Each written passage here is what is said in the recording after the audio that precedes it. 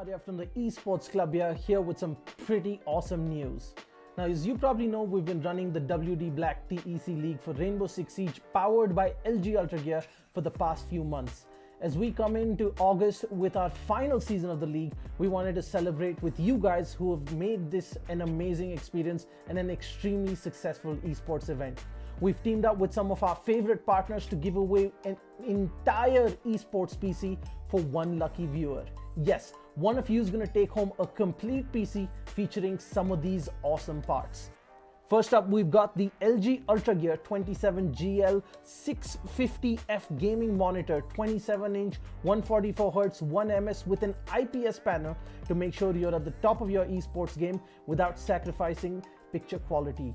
Then we've got an amazing lineup of accessories coming in from HyperX to make sure that you're always on top of your game. Cloud Stinger Core gaming headset. For the keyboard, you've got the awesome HyperX Alloy FPS RGB mechanical keyboard. Then your mouse is the HyperX Pulsefire Surge. It's got a brilliant RGB all around the mouse. For the mousepad, you've got the HyperX Fury S. That is the speed edition of the extended mousepad. And then of course for your memory, you've got the HyperX Fury RGB RAM. You've got 16 gigs at 3400 megahertz. Next up, we've got the WD Blue SN550 NVMe SSD to make sure you're spending as little time loading and booting up and spend more time gaming. And then of course, at the heart of this PC is the Ryzen 5 3600X CPU. Now, as you know it, at the heart of every gaming PC is a great GPU. So we've teamed up with Zotac Gaming to give you a brand new RTX 2060 because frames win games and there should be nothing between you and top of the line performance. Next up, we've teamed up with NZXT, who make some of the best and most premium PC components on the market. Powering your PC is going to be the C850 fully modular power supply, and your cooling solutions are going to be taken care of the Kraken X63 all-in-one liquid cooler. Now, we wanted to make this PC something truly special, and while the NZXT H510 Elite is a great cabinet for anyone, it wasn't enough. We teamed up with NZXT to give the winner of this giveaway a brand new NZXT H510 Siege Edition cabinet. This is a limited edition licensed Rainbow Six Siege themed cabinet from NZXT. There are only 500 of these in the world and just a handful coming to India. The side panels of this cabinet are themed in the wall and door reinforcement designs from Rainbow Six Siege, and there is an illuminated 6 icon on the front panel along with a 6 icon charm and a puck in the signature breach charge design, which is only available with the H510 Siege. And one lucky winner on this giveaway is going to get a full esports PC sitting inside this beautiful cabinet. Now that you know everything that there is in the giveaway, the question is how you can take part. Well, it's fairly simple. First, head on to the link in the description of this video. Once you're at the giveaway landing page, fill out your details and follow the instructions. First, head on over to Facebook, make sure you're following us. 2, make sure you're following the Esports Club on Instagram. And 3, make sure you subscribe to us on YouTube. Simple so far. Now the interesting part. In a 1-minute video on Instagram, tell us why you deserve this epic new PC from the Esports Club and all our partners. Make sure you follow the instructions carefully, use the right hashtags, tag the right accounts, and you can be one step closer to winning this epic setup. Now that's it guys, just a little bit of work and you can be one step closer to getting yourself your dream PC. I'm Captain Arya and this is the Esports Club, and we hope to see you in our next tournament.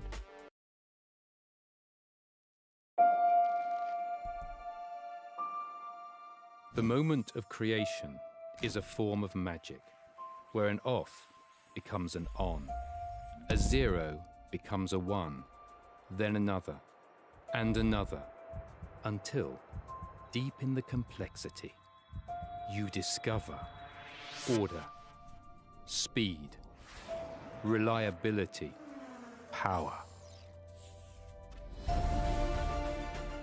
Experience the WD Black NVMe SSD.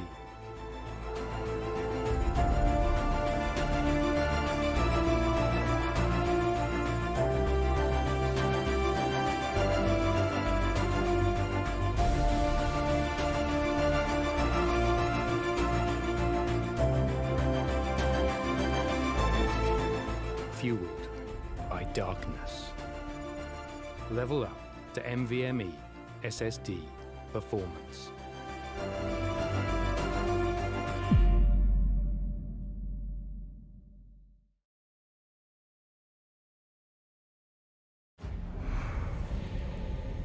Numerous forces aimed at the Earth.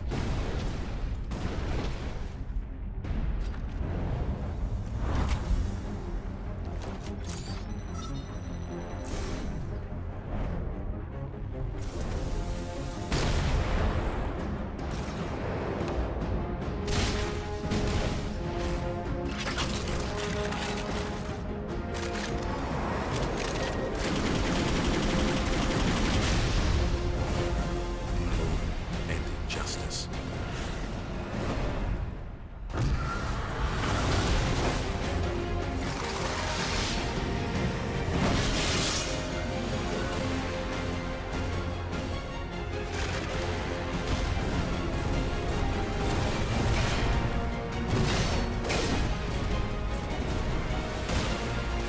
Let the glorious battle begin.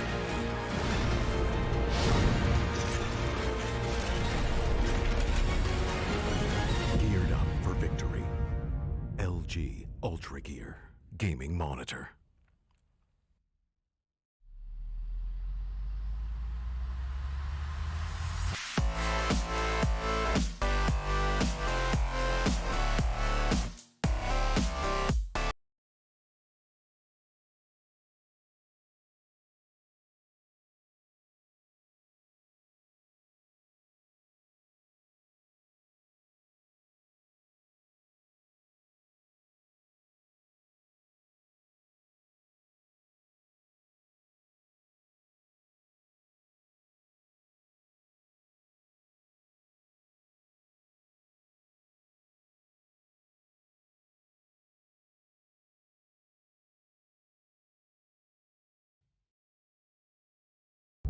Ready to breach.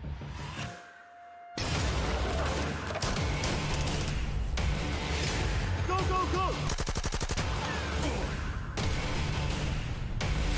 Follow my lead! Flashback!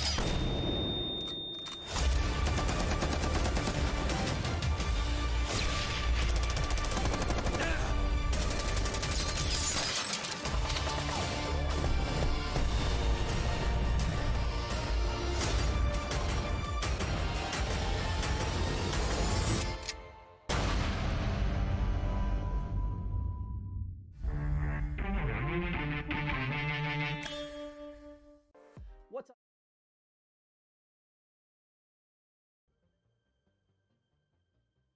Alrighty then, ladies and gentlemen, welcome back to the W Black the Esports Club League for Rainbow Six Siege, powered by LG Ultragear in association with AC Fibernet, Zotac Gaming, and Games The Shop. I'm your host, Blackjack. Joining me is my co-host, Sam and Foxy, and our analyst, Baba Gusta, as we are here for the second stream of Day 1 of Division 1. In Season 5. That's right, a very hype weekend, and we're only halfway through the first day as we've got two very exciting games for all of our viewers at home. But before we get to that, a quick reminder to all of our viewers to check out the socials of the Esports Club on Facebook and Instagram for the giveaway of a limited edition Rainbow Six Siege PC featuring a Rainbow Six Siege themed cabinet featured in the build. There's only 500 of those across the world, so if you want a chance of having one for yourself, check out the Esports Club on Instagram and Facebook, and the link down in the description for how to enter the giveaway. With all that being said, ladies and gentlemen, it is Deimos Force taking on MercenerieZ, two of the top dogs here on the South APAC region of Rainbow Six Siege, and our analyst Baba Gusta has some thoughts to share about this game ahead of us. Baba, the mic is yours. Yes, yes, indeed, Jack. Starting off with Deimos Force, they are in second or third place in every season, giving great performances, defeating major players indeed, especially Union Gaming on Season 1, not to be confused with the Club G1 in which they actually got their organization in Season 2. Well, in all of the standings, they have neither been relegated and they're still in the highest division. But will it change? Because currently they're going against Team MercenerieZ. Now, MercenerieZ, they used to be on Division 3 Season 1. They have started from Division 3 Season 1. Now they are on Division 1 on Season 5. They did, however, relegate to Division 2 on Season 3. They couldn't handle Level Zero's playstyle, Union Gaming's dominance, East Samurai, and Never Diamonds in that specific season. After that season, we actually saw some major changes coming in for Team Mercenaries. We see a lot of changes in rosters coming back in the form, and now they are back and they are hungry indeed. They have got a second chance in Division 1 to prove their worth and get their redemption. And oh boy, it definitely will be breathtaking, Jack. And coming into the community votes, Mercenaries strong 73%, and Deimos Force on 27%. This is going to be a bloodbath indeed, and even the community votes agree with me, Jack. That's all I have today. Back to you. Thank you for that beautiful analysis of the game, Baba Gusa. As we are here for this game, the ban phase has just concluded, and the bans on the map for all of our viewers at home is Thatcher, Montaigne, Kaid, and Mira. Fairly standard, although the Kaid ban certainly a little bit of a rarity when it comes to Villa. You don't normally see the Kaid ban, but in the face of the Thatcher ban, I'm pretty sure the Kaid ban has some relevancy in relation to that. The Montaigne and Mira, no surprises right there, as we'll be underway with round 1 very shortly. But before that, let's have a quick look at these rosters. Not that they really need any introduction, but still, from the side of Deimos Force on the attack, we've got Skishima, Goat, Angel, Levi, Ferdine Jazz, and Notorious. While from the side of Mercenaries, we've got Maker, MII7, Hasib, Ninja Freak, and Fatar, bringing in those beautiful players that we have grown to see and appreciate and cheer on as they course through these matches in Division 1 of Season 5. The first site of choice is actually second floor Aviator Games Room, AVG as I like to call it. And the match really is underway. I'm so excited for this, as I'm pretty sure my co-caster Foxy is. Foxy, how do you feel about this match that we've got on hand? I'm most excited to see how this goes down for them, because this is in fact the showdown of the giants, as I like to call it. Once again, both of these teams are top of the game against each other. They've been at it back and forth. Definitely, we've seen Mercenaries come on top when it comes to tournaments out of the Esports Club League. Definitely, we've seen them be out there on the APAC finals. It was amazing to watch them, and we've got the other finale of finalists, in fact, of the APAC finals match coming right after this one. But for now, focus on Mercenaries, coming back to getting them to pick up their own fight against back home against Deimos Force. Definitely an old rival for them, and definitely something that we're expecting out of them as well. Ninja Freak has already been out of the clash, and this is something to a very similar setup that we did see before, that has come out from Villa when it happens to be from the side of Mercenaries. A nice angle being employed. In fact, we're seeing a little bit of a roam coming from Maker. Amazing flag potential that the man holds for himself and his team as well. They'll be playing the Jaeger. We're still seeing the push coming in from the side of the attackers. That's Notorious. Ferdine Jazz already pushed up a little bit slower than what I was expecting coming in from the side of Deimos Force. They like to overpace themselves. They like staying on top of the game, but Tsukishima got already taking some damage from a friendly nade. In fact, he spotted the Wamai that's on a long angle. He knows exactly what kind of tricks Mercenaries are up to. He's going to be scared at least about this, but he's going to be overprotective at least as of now. That's a lot of time wasted for the side of Deimos. And there you go. Levi is going to start up things with Fatah going down. That's a huge frag, in fact. And there's another. Maker takes the fall. That'll be from Angel, and another goes down. MI7 will be taking the fall. It's down on Hasib and Ninja Freak. Ninja will get one down. So he's going to go for the swirly. He don't get the frag in. Yes, he will. That's a double down for the clash. That's amazing. Newelton is going to get the double confirmation. That's a huge turnaround for things for Ninja Freak, getting the diffuser in his clutches as well. Everybody else will be attacking them from the other side of this map. In fact, that's the other side of the equation as well in terms of how they've been positioning themselves. Ninja Freak wants to go wide here. He wants to swing wide with this, but there's the Zofia he's got to be scared of. So he's going to fall back for the while, but the ADS is protecting him. Hasib goes wide. He's got to be careful. He's not expecting that aggression, and that'll be a double kill. That was from Notorious. In fact, but that's a wall bang. I think that was the second one. Getting the first frag onto Hasib with the push up on the smoke, and then the finish up on the clash. There you go. That's the wall bang indeed. A nice round for Deimos was definitely out-fragging the side of Mercenaries. Not something that we were expecting to see going ahead in this match, but definitely something that we all love to watch happen. A great round, at least round 1 in their favor. Round 2, let's see what they've got. Aviator and GameStone will be once again brought on board by MercenerieZ.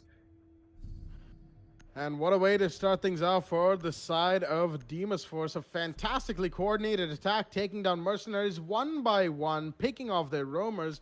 The only real problem that they had was the Clash Ninja Freak bringing in the British operator and doing wonders with that shield, and of course the turnaround turtle strat. There's like a million names for that strat, but regardless, the Clash strat working out very well against the Hibana and the Maverick, both of whom were intent on taking him down. Albeit the Umai shield did present a little bit of a challenge. He ended up managing it managing to get the kills regardless.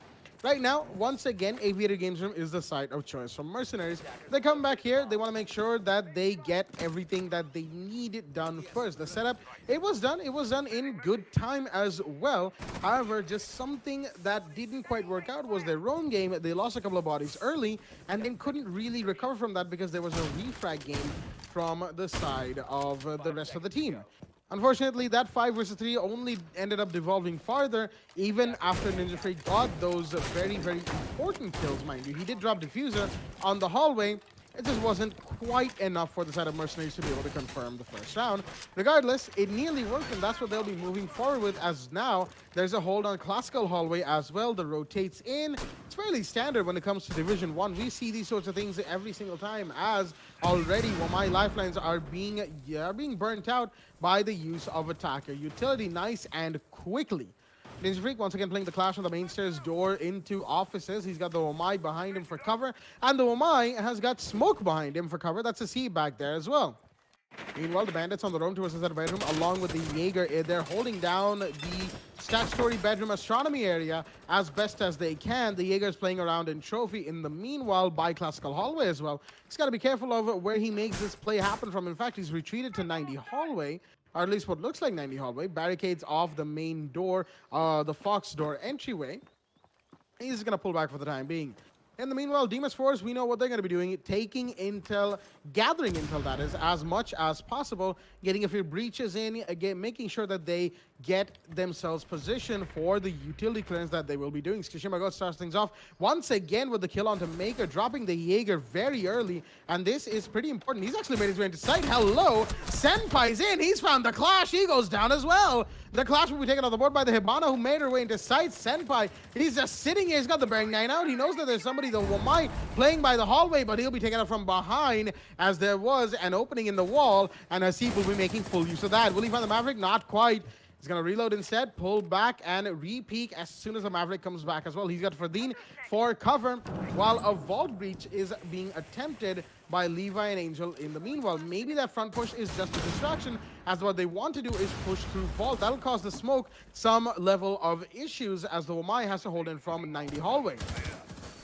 Notorious and the Zofia pushing in from the main site door, and the Smoke will be found. Not quite. He's so lit. As for C4 is going to find Levi. In the meanwhile, the Maverick is down, but MIA7 inside a game zoom. He's got to find a couple of kills for himself, and he'll be attempting that on the vault door. Still not quite connecting onto anybody. Angel's low, and so is Hasib. The rest of the operators on screen are all full HP, but no one goes down. 2 goes down. MI7 with the double as it's turned it into a 1v3, which is now 1v2. Ferdinand has found Fatar. In the meanwhile, Hasib low on HP inside a vault. Will he be found? I don't think so. Ferdinand's gone in. He can't really see anything through the smoke. He doesn't even have the diffuser. As another gas canister comes out from the man Hasib. He's holding up the Zofia quite well, but Ferdinand's inside a vault. Will he find one? The smoke goes down. It's a 1v1 now. He's gone for the rotate out into the hallway. I'm pretty sure MI7 knows this. All he needs to do is stay crashed. He's been seen. Will he be taken off the board? Not quite. And oh dear me, the Zofia was stuck in the rotate. Ferdinand, he had everything going for him, but just a little bit more was required. It wasn't quite there, and MI7 clutches the 1v1 before things get out of hand. The side of MercenerieZ have won round 2 and put their first round on board, as the early game equalizer will be in. 1-1 is the scoreline going into round 3.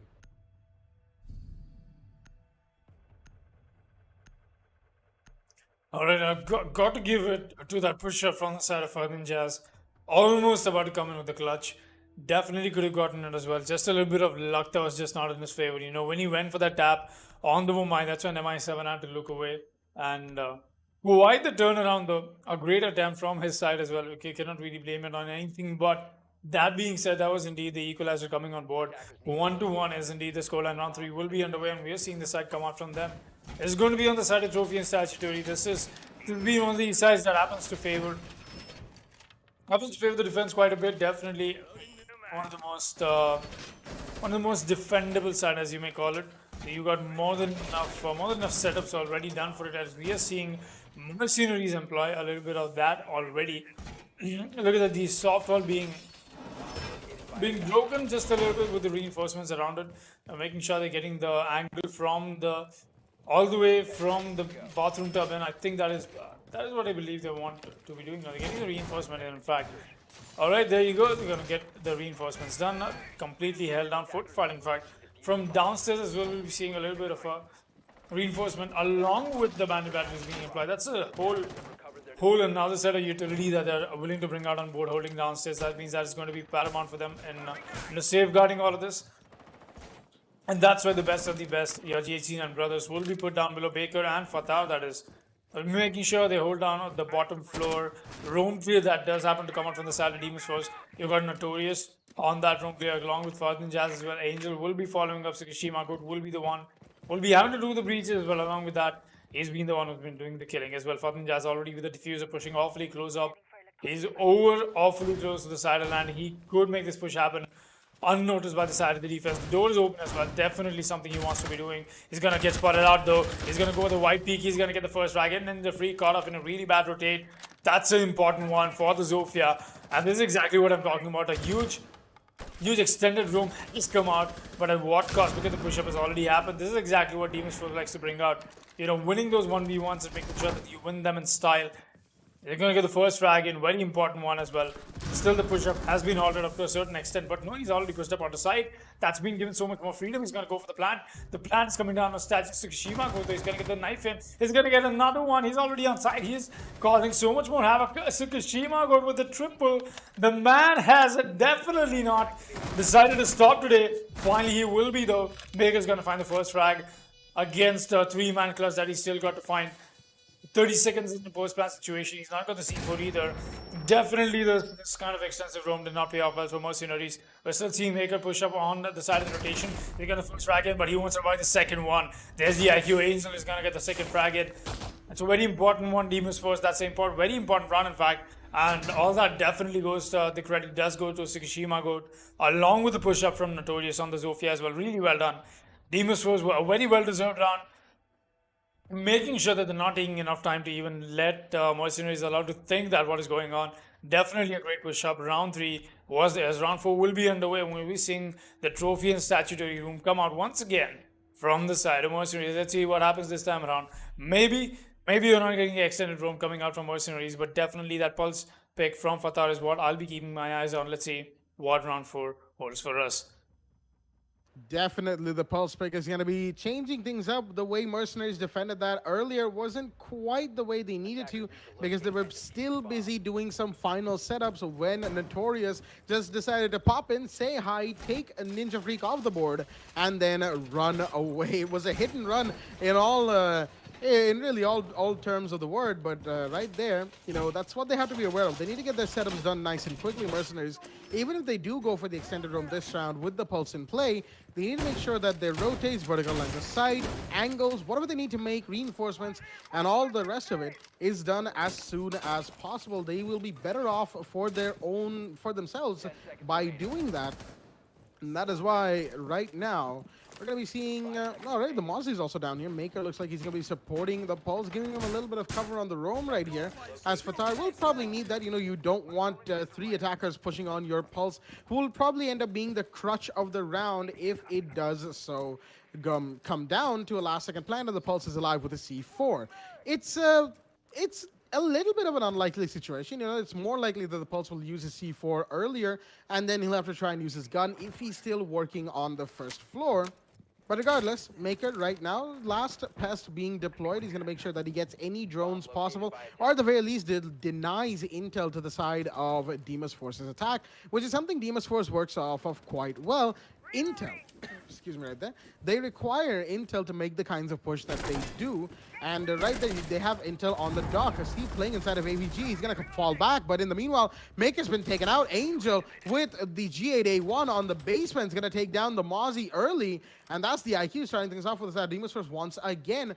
But he's been spotted. There's a Pulse plane close by. The UMP's closing in slowly. But will he find him? No, Angel still wins that. And that is going to be the side of MercenerieZ losing 2 more because the C went down on the other side. And there goes the smoke as well. Tsushima goes in and he's taken 2, but he's going to go down. In the meanwhile, the Zofa is in for the refrag. Not going to find him quite yet as MII7. He's going to be taken out by the Maverick on the astronomy stairs instead. As once again, the side of Deimos Force on the attack. Very dominant, pushing in without a care in the world, and what a shot to connect for Levi. Getting the intel, doing just enough utility clearance to let themselves in, and then just cleaning house with MercenerieZ' defenders, as it is now 3-1 on round 5 in favor of Deimos Force. And Villa today has certainly seen quite a lot of attacking round victories, haven't they, Foxy? Definitely, it's a Deimos Force coming alive, not leaving any stone unturned. In fact, what they've brought to their attack, definitely on the top of the game. Just not the same for MercenerieZ though. They'll be bringing out the Clash once again from the side of Ninja Freak, and we're going back to Aviator and Games Room. Let's see what happens, what we've got in store for ourselves at least. Definitely a whole lot of action is what I'm expecting from both these teams, nothing less, and that is what it has been. In fact, Deimos was definitely on the top of the game than what we were expecting that from MercenerieZ. Yeah, that was in fact the community vote as well. As Baba, could you just happen to remind me how much the community vote happened to favor whom? Well, Foxy, it is 73% favoring MercenerieZ, Foxy. 73% favoring MercenerieZ. Yep. That is huge. That's one huge chunk. Like that's huge number right yeah. Yeah, that's huge tip off. In fact, not coming around that, but the scores are looking completely opposite, completely on the opposite spectrum. Honestly, 3-1. Deimos Force definitely bringing out the best what they have for themselves right now on Villa, and more importantly is the fact that they're able to do this when they happen to be on attack, not even to be on defense on a map like Villa. Villa is definitely a defender favored map. And at least even if you wouldn't really say that's highly defender favored, there's so many those little turnarounds that you can always find around the map, you know, and that just happens to make it a little defender centric. I would say that's what Villa happens to offer you, but looks like MercenerieZ just not being able to take advantage on that kind of a situation. Already seeing the heat that is Fatar is having to take. He's going to come out with some wall bangs. He's not able to land them, but Maker though, he's going to start off. Pop of the first head, that's going to be Levi taking off the board. Maker did find his next spray, but he's not going to be quick enough to get a turn around him. He's just going to have to fall back. And so far, he's just not going to fall back on the side though. He's going to be holding down this angle. Fatami is going to find another frag. That's a Kushima go taken off the board. Maker still got to push up. He's going to find the first. Second one, that is Fadin just takes the fall. The push up from Ninja Freak is here. You got to be careful. There's both these attackers closing up on them, but that's the distraction, and that'll be another kill for Maker on the triple. The man has been popping off, and there's the MercenerieZ. We know they've come alive. They've come alive with the aggression. In fact, against Deimos Force, it's all put Angel in a 1 versus 5 ace-less situation, which you won't be able to walk out of. And MercenerieZ is angry. They're back with the flawless round. Amazingly well done. A good defensive round for MercenerieZ in totality. Great aggression paid off for them. Round 5 is theirs. Round 6 though, it will be underway, and this might be the round where MercenerieZ can convert it into and walk into round 7 with the equalizer on board 3-3. It'll be like a fresh new start for them, but it stands up to see if Deimos Force have they brought their best on board, or is it just going to be MercenerieZ like the last round that we got to see on round 5. Blackjack, thoughts on that? Well, round 5 for sure, Foxy. All of the action happened very, very far from sight, so to speak, because all of the kills, at least 4 of them went down towards the side of Bedroom, Astronomy, Statutory, and Trophy. And the last kill, of course, was on the red carpet hallway below those exact rooms, nowhere close to sight, as the side of Deimos Force were read into like a book. and Mercenaries took a leaf out of their book and became the hyper-aggressive Mercenaries that we have seen from them before in and out of the league itself. As right now, round 6 is in play. Deimos Force, they are still in the lead, but it's a flimsy one-round lead. They're going to need to secure this with a couple of reinforcements, i.e. a couple of round wins, if they want to make sure that this lead stays where it is, as in that it stays a lead for themselves. While Mercenaries, they are looking pretty strong right now. They're bringing in the operator changes, the site changes, and the hold changes that they need to do. For Thar, all three ADSs, they're all three ADSs on the closet hold, the closet window, so that no attacker can clear out utility. That's probably because the Wamai is going to be sitting there with even more denial for the side of Mercenaries, obviously. That is MI7, but we'll be looking forward to see whether or not he does. There's also a shield inside of bathroom with that. It's probably going to be the mute. That is, of course, Ninja Freak holding it down for his team. And there you go. The closet hold is in place and nice and quickly done by Mercenaries as well to set it up before it got too late in the action phase. Something that they've corrected very quickly after the mistake a couple rounds ago when they came to Trophy back in, I believe it was round 3. Yes, it was. Levi, the Maverick, on the bedroom balcony already. He knows, or at least should know for a fact, that there is a hold similar to what we just described. Actually, the hold that we just saw from the side of this defending team. He's going to see the Wamai's head, actually. Wamai's getting a little aggressive already. MI7's got to be careful right now, as there's going to be a grenade coming his way any second now. There we go. Magnet goes out to catch one more piece of utility, as he'll be getting those magnets. He already got one in his pocket, actually, while MakerZ taking a gunfight somewhere else. MI7 very, very close to getting taken out right now. He's got to be careful as to where he's playing. There's going to be some reconstruction happening from Ferdinand as the Buck. Speaking of whom, he's already pushed up towards Study, trying to find the castle inside of the games room, but he can't shoot through the table. That's a hard table right there, as the Jackal scans are all but teasing him to make this play happen. He can't even go farther ahead, because once he goes into Vault, then the Castles is going to take advantage of that. Meanwhile, MakerZ actually playing pretty close. That is what I'm saying. He's going to swing wide, but no, he's going to miss a shot, but get retraded instantly from Fathar, who finds Ferdinand for the kill onto Maker.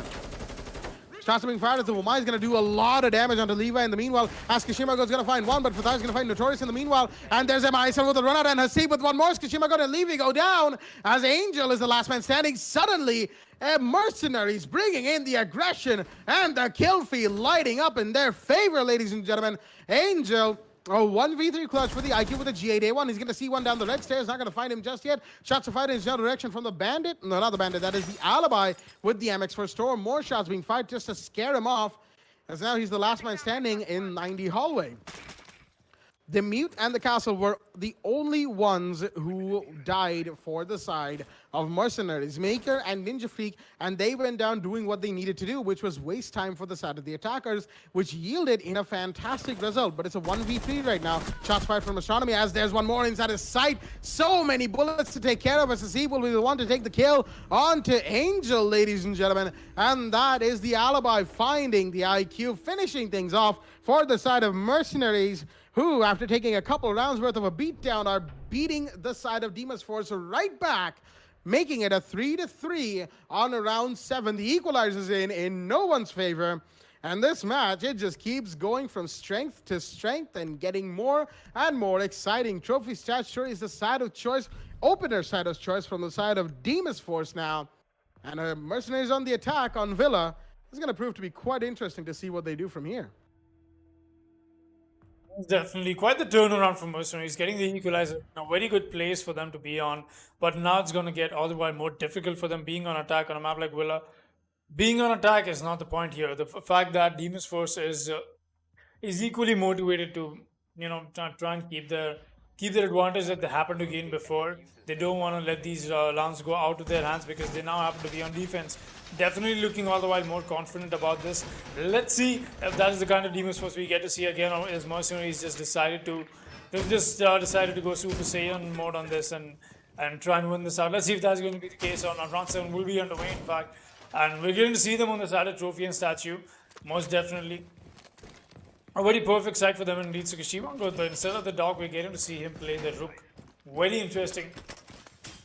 Usually we don't see the Rook come out quite a lot, but Then again, we get it. He's got the impacts. He's got the armor, obviously, and more importantly, he's got the ACOG, because that's exactly what Tsukushima God is going to be doing with right now. As a spawn peak, wants to go wide about this. He's not going to find anybody though, because there's nobody who spawned there. He does hear that out. There's nobody spawned because there's nobody breaking the default camera over there, and that's why he knows that he's just going to have to fall back. We won't be seeing any kind of early aggression coming in from anybody else on the side of the defense, though. We did see a little bit of that coming from the side of Notorious, but he himself has fallen back as well. So, not much, at least definitely enough to scare off Mercenaries in the back foot, just a little bit. They're going to drone very quickly enough as well, just being very clear about what kind of information they haven't trade off when it comes to a match like this. They'll still be seeing Fibernet. He's going to hold up this long angle. He's going to have to fall back at least for the while. There's nothing that he's got to worry about except for the Zofia pushing up on him. From the side of study, he's got to be very careful about that. Fatar is going to be the one manning the gun. I'm going to go for the breach, in fact, on the side of the aviator room. They're still expecting a push-up, but the push-up has already happened from Ash. It's a very interesting position. Notorious has gone wide. He knows now that the Ash is playing with it. He's still going to go wide. That's the first frag. But he's here to get one. Maker gets another, but he gets frag right back in. That is from Levi, in fact. It's all down to a 3 versus 3. All of a sudden, the free frag game definitely came out from both these teams. Still trying to go wide about this Jaeger. Further just not able to find that little spot. MI7 definitely tagged up. Oh, the kill comes in from the Nomad, though. He's going to get the frag onto the Notorious Jaeger that was standing over there. But still see another frag being dropped by MI7. That's Levi who's taking the fall. It's all on the Tsukushima Goat. He's already on the side. He will meet first melee hole. He's not going to convert anything useful on that, but that's slowly coming quite close to him. He's going to get the first frag, but he'll be traded right back in from Matt once again, and that'll be Hasib with the second frag as well, with the third frag as well. Mercenaries definitely have brought alive the gun game for themselves, out-fragging the side of Deimos first, because that's exactly what they realize is picking the fights on their ground and winning them. Amazingly well done. Mercenaries puts another round on board in this momentum that they've built so far, and I think that is 4 or 3 rounds back-to-back that Mercenaries happen to put on board. Round 8 will be underway. We'll be taking a quick look at the scoreboard before that. We've got Tsukushima go on 10 frags for himself. Mako on the other side. Mercenaries top fragger, 7 frags for himself. Along with MI7, I don't really know what the man does have for breakfast or what he has for food in general, because he's been the MVP in the leaderboard for the entire league for quite a long time now. I'm not sure how many times he's come up on the MVP. He's just amazing when he happens to play. But coming back to round 8, Blackjack, the mic is all yours. Thank you for that, Foxy. Speaking of the mic, I'm just busy trying to adjust it here. But regardless, it is 4-3. Mercenaries have taken the lead, ladies and gentlemen, after being 3-1 down just a couple of rounds ago. They are now doing everything they can to take this lead even farther on the attack. That last round was absolutely fantastic from them, as Deimos Force are bringing in the side of the Rook yet again. Tsukushima Goat, Senpai, the man playing the French armorer, shall we say. Not the healer, that's Doc, of course.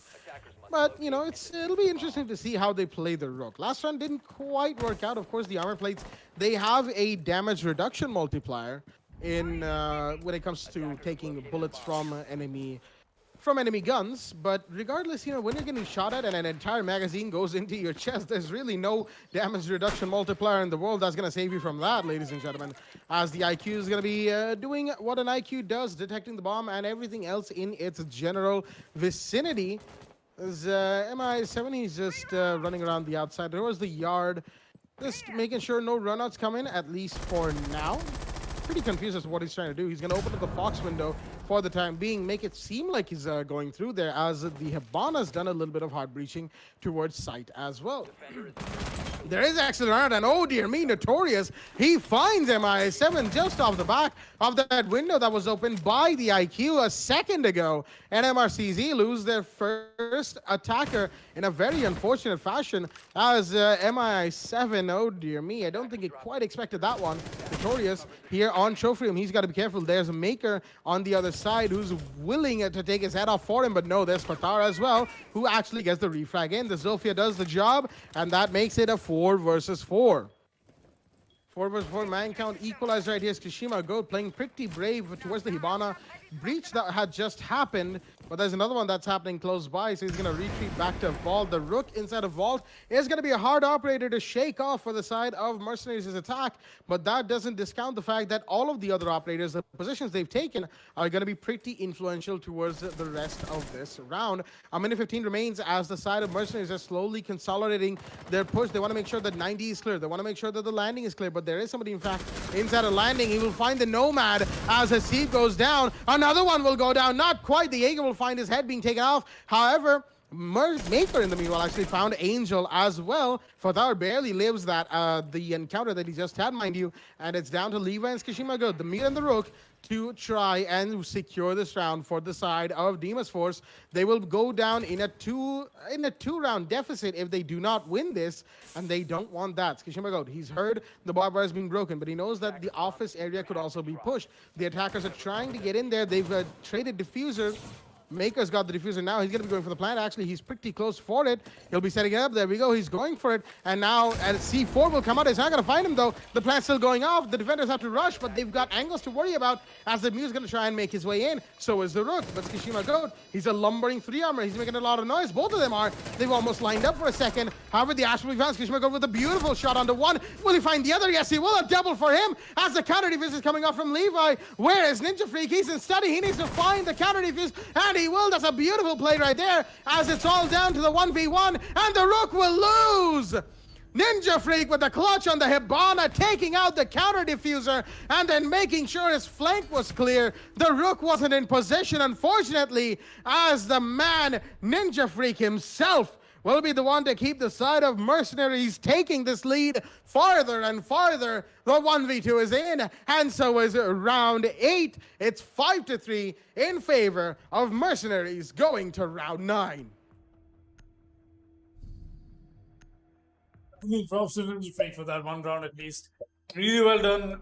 That was one hell of a clutch that his team needed so direly. That push-up from the side of Tsukishima, though, that is underrated. That kind of push-up, not being tracked even by the side of the attack, no one to stop him, getting that double kill right off the bat. In fact, that kind of aggression, amazingly well played, kept things in control, kept the situation in control, kept himself in control, and got the clutch done for himself and his team, getting the advantage. In fact, a two-round advantage, putting Deimos first on a 2-round deficit with that clutch. Ninja Freak in a 1 versus 2 Hibana, amazingly well done. Gotta give it to him. The patience, though, amazingly well done as well. But going ahead, let's see what kind of plays we've got in store from the side of Deimos first, though, because now they've definitely got to bring out the big guns. They've got to make sure that they play on the top of their game. They happen to be the ones on defense, but they're the ones who are losing, and that's quite the change here. Maybe the meta is already starting to saturate. Maybe now the Villa is starting to become a little more attacker favored. Who knows? Or maybe a Mercenaries has just come alive a little too stronger than before they were in the beginning of this match. Let's see who takes this match away. At least as Mercenaries is going to be awfully close to that. All they need is 2 rounds, while only 1 round from staying on match point. Huge roam presence once again that I'm getting received from the side of Deimos Force. Nothing new over here, but the push-up from the side of Mercenaries is heavy in terms of the study room control that they so direly want to establish right now. The Vigil and the Jaeger will be met with some resistance, at least for the while. They've got to be careful about this. They're going to have to fall back and forth, but the breaches are already happening. Tsukishima has already found a frag. That's a very important one. I'm not sure where that came in from, but that is going to be a very gladly accepted one. We'll still be seeing Notorious take the fall. There's still Father Ninjas to worry about. Father Ninjas moved all the way back from landing on trophy entrance and back through the Fox doorway and onto site. Levi wants to get a little aggressive, but aggression right now is something that is not allowed for the side of Deimos Force to even bank upon. They've got 4 established. They'll still be seeing a push-up coming in from the side of Mercenaries. They've got to be a little more confident about this. They've also got to make sure they run things around properly. We'll be getting the breach done from Ninja Freak. He's going to be making sure he gets the breach done with the Excaris into play. There's not enough support, in fact, from the side of the other of these attackers. I don't think that is something that is necessary for Ninjas, though. He's gotten himself a nice little window to get aggressive on, and quite literally a window. And he's going to lose that fight. That's a sad one. MI7 wins a really good gunplay on the man. He's going to get another. Hasib is the one who's going to get that frag. Kima Goat and Levi is all that is left for the side of Deimos Force right now. Tsukushima goes, gets a frag. That's a nice shot indeed. MI7 is still got to find 2 more on that doorway. The push-up is in from the side of Ninja Freak. He's going to try and pick a fight. He's not going to survive that. It's all under the goat, but that'll be too much for Maker. That will not be too much for Maker. Maker will take out a double frag. Mercenaries putting another round on board. Amazingly well done. Look at that. The Ash just go away with the first frag in, the second frag in as well. A little bit of confusing moment for me as well, as I tried to see what was happening. But in the end, it is Mercenaries indeed winning, and they've got match point. 6-3 is the scoreline indeed, and they're 1 run away from taking this match and making theirs on the day 1 for season 5 of Division 2. In fact, the first match itself. Let's see what happens. Blackjack, what do you think will be happening going ahead into this match? Well, right now, as it stands, Foxy, the side of Mercenaries have woken up for sure. It took them just a little bit to get the old engine up and running, but when they did it in style. Ever since round 5, Mercenaries have won 5 rounds back-to-back. Rounds 5, 6, 7, 8, and 9. Some quick maths right there for all of our viewers at home. Have been Mercenaries rounds right there. As Deimos Force, they've looked better. That's definitely been that's a fact. You know, Deimos Force, they've had better days, much better days for that matter. As right now, Mercenaries are going to be looking to try and keep themselves afloat. You know, not just afloat, but into the victory, shall we say. Cruising into it, a 7-3 on the very first day against Deimos Force. That is a huge victory and a huge morale boost going into the rest of the matches that they have in Division 1. Deimos Force, on the meanwhile, wouldn't exactly like to lose it right here. They'll definitely not be giving up, and they aren't, as it has been evidenced by the fact that they keep on trying, changing sites back and forth, as right now, first floor kitchen and dining is the site of choice from them. And right now, what they need to do is they need to just calm down and make Mercenaries work for their kills. A couple of the kills, oh, well, in the meanwhile, Tsukushima Go's going to start things off nice and early. Ninja Freak goes down. Looks like that was the memorial window that Ninja Freak may have been trying to get into. And he's going to meet his maker as, well, that's of course not the Ash, mind you. I'm talking proverbially. But regardless, he's off the board.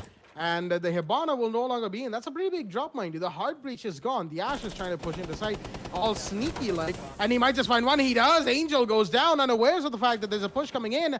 As a maker, he's found a big one, but he's got to find a couple more. The dock is down, and that is another huge drop. Meanwhile, we have somebody playing on the top floor, trying to find somebody from the bedroom house. That is the Vigil, Notorious, who was playing there. He's pulled back to his bathroom for the time being, while it's a 4v4 with 1:50 remaining in the round. Notorious holding down Astronomy Stairs to make sure that he doesn't get pushed from his flank. But now his flank, of course, has become the bathroom closet area, as there is Maker coming in. Hasib's found one more. That's for Dean on the board, as I'm not sure if he knows where the Vigil is. He will now. The shots are in, but the Ash will still win that, along with help from the Zofia, as Levi takes down MI7 in the meanwhile. But there goes Levi as well. But there is Kishima Go, the trade for one. He's got the diffuser in hand, mind you. And all he's got to do is be careful on where he pushes these last 2 attackers. Fathar's coming in for the diffuser. Maker's coming in for the kill towards the kitchen door. Pulse is playing towards Mudroom. He's going to come out of Mudroom, trying to peek the Ash. He's got to be careful on how he makes his peek happen, and he will lose. It is the Ash. It is Maker. You don't go up against Maker at a disadvantage on an angle like that, making so much sound, and Maker will hear that and turn it into a kill for himself. Round 10 goes to the side of Mercenaries, but more importantly, that is a 6-round sweep that Mercenaries just pulled off after being a 3-1 down. And they are your victors here on Villa, as the first match has ended in a very quick fashion, ladies and gentlemen. I'm just surprised at how quickly this first game ended, but it has. And Mercenaries are your victors here on Villa. Oh boy, what a game to start the second stream of the day indeed. We've got some thoughts and some analysis from our analyst Des Babagusta. The mic is yours. Well, thanks for that, Jack. And when it comes to Mercenaries, each and every time when you play a game of Siege, most of the points that we do win on is on the side of defense. But Mercenaries actually prove us wrong, winning a total of 5 attack rounds in a row. That is really amazing on this, and that too on the map of Villa, which is just like you said, a defender favored map. They couldn't work it out, and Mercenaries being on strong, and we actually did see on the end of the scorecard Maker with 14 kills. But let's not forget about Deimos Force, Goat with 16 kills. Even though he was playing as the Rook, he actually somehow maintained his kills, 16 kills just by playing as the Rook on defense, and also when he was playing on attack as the Hibana, where he actually got a total of 10 kills. The refrag coming on both of the teams is absolutely insane. Like every 22nd, when the execution comes in from both the teams, like you have no idea on what's to go down, because each and every frag there's always a refrag, and when there's always a refrag, Deimos also does the same thing, doing the refrag over and over again. And my God, that was really an intense match indeed. But the only problem that I have was Tsukushima got playing as the Rook, because you already did see at the last round where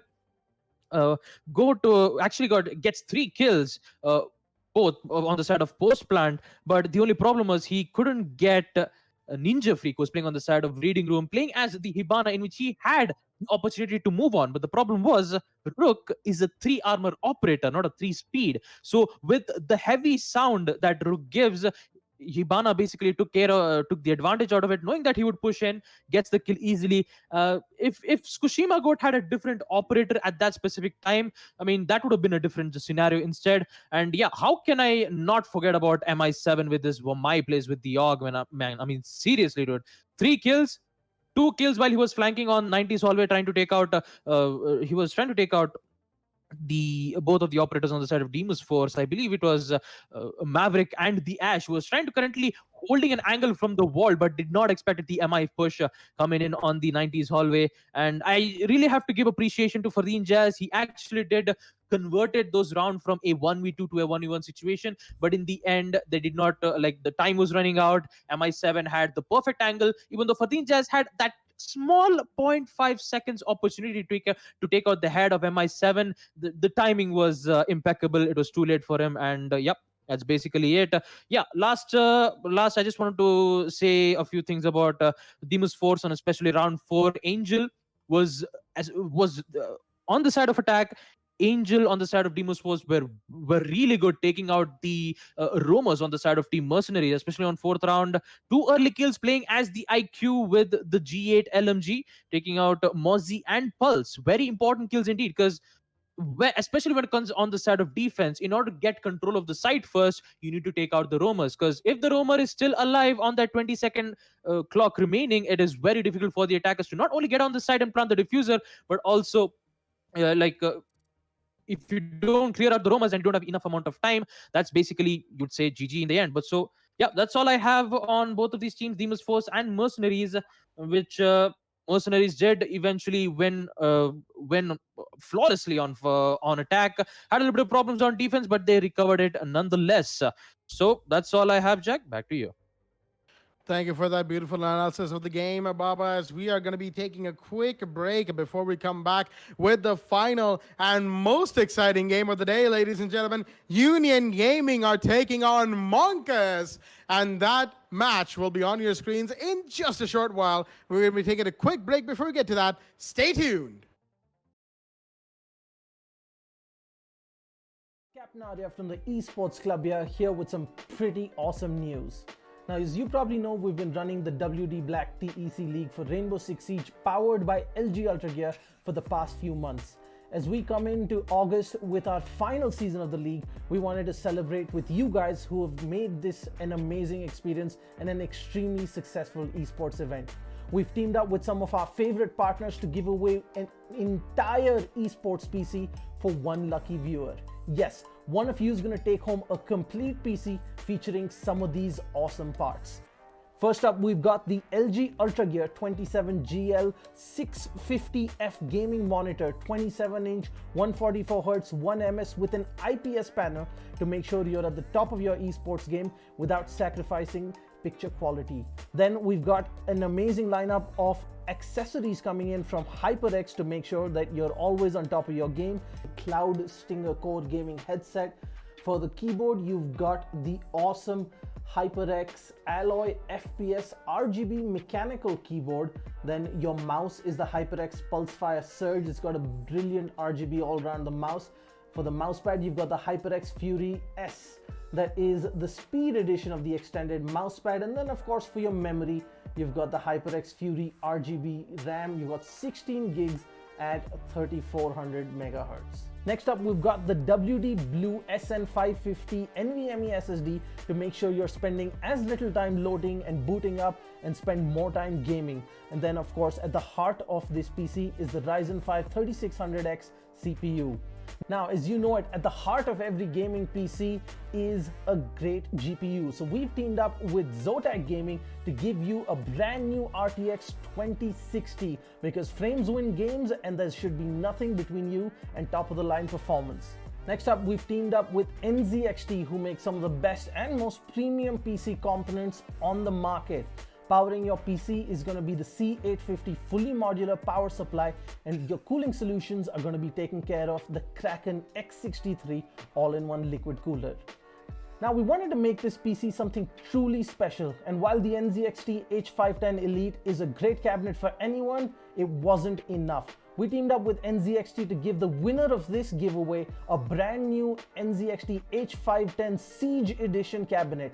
This is a limited edition licensed Rainbow Six Siege themed cabinet from NZXT. There are only 500 of these in the world and just a handful coming to India. The side panels of this cabinet are themed in the wall and door reinforcement designs from Rainbow Six Siege, and there is an illuminated 6 icon on the front panel along with a 6 icon charm and a puck in the signature breach charge design, which is only available with the H510 Siege. And one lucky winner on this giveaway is going to get a full esports PC sitting inside this beautiful cabinet. Now that you know everything that there is in the giveaway, the question is how you can take part. Well, it's fairly simple. First, head on to the link in the description of this video. Once you're at the giveaway landing page, fill out your details and follow the instructions. First, head on over to Facebook, make sure you're following us. 2, make sure you're following the Esports Club on Instagram. And 3, make sure you subscribe to us on YouTube. Simple so far. Now the interesting part.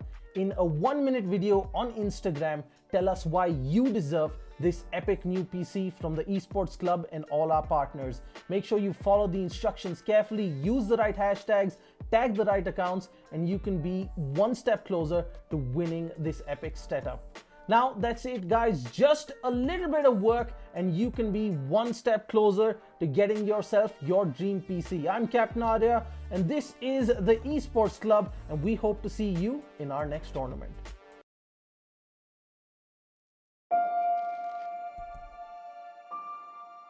The moment of creation is a form of magic, where an off becomes an on, a 0 becomes a 1, then another, and another, until, deep in the complexity, you discover order, speed, reliability, power. Experience the WD Black NVMe SSD.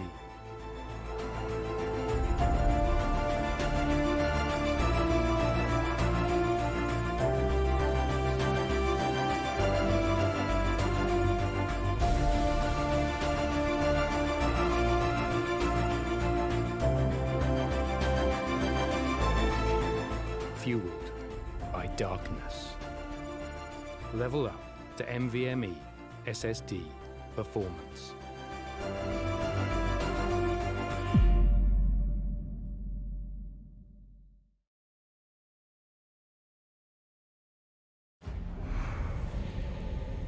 Numerous forces aimed at the Earth.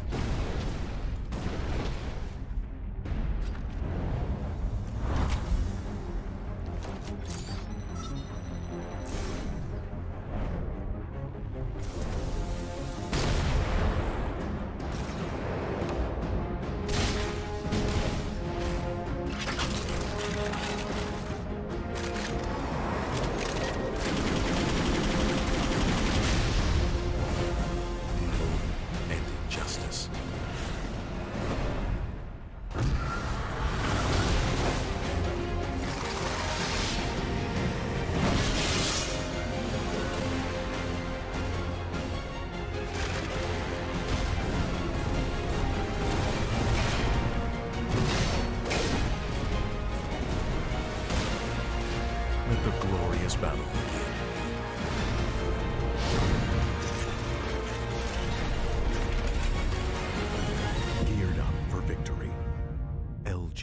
Ultragear gaming monitor.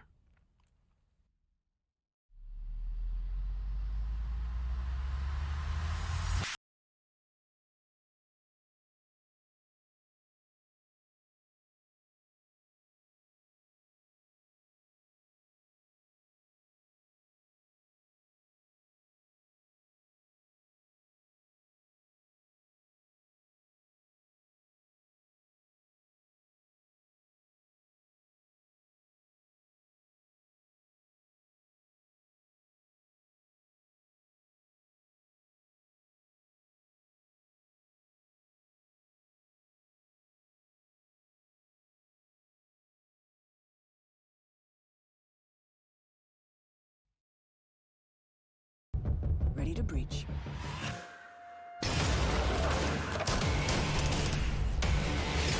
Go, go, go! Follow my lead!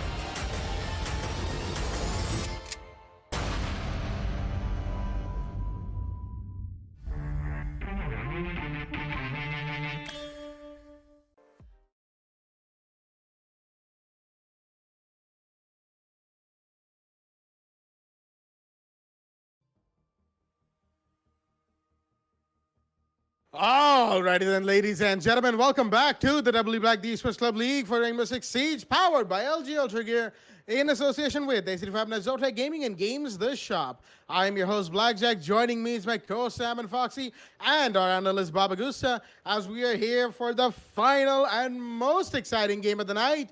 But before we get to that, a quick reminder to all of our viewers to check out the socials of the Esports Club on Facebook and Instagram for the giveaway of a limited edition Rainbow Six Siege PC featuring a very limited edition PC cabinet, Siege-themed PC cabinet made by NZXT, and there's only 500 of these PCs across the world, so if you want one for yourselves, check out the Esports Club on Instagram and Facebook, and the link in the description down below for details on how to enter the giveaway for yourselves. With all that out of the way, ladies and gentlemen, it is the big one. It is the game that we've all been waiting for. MonkaS will be taking on Union Gaming.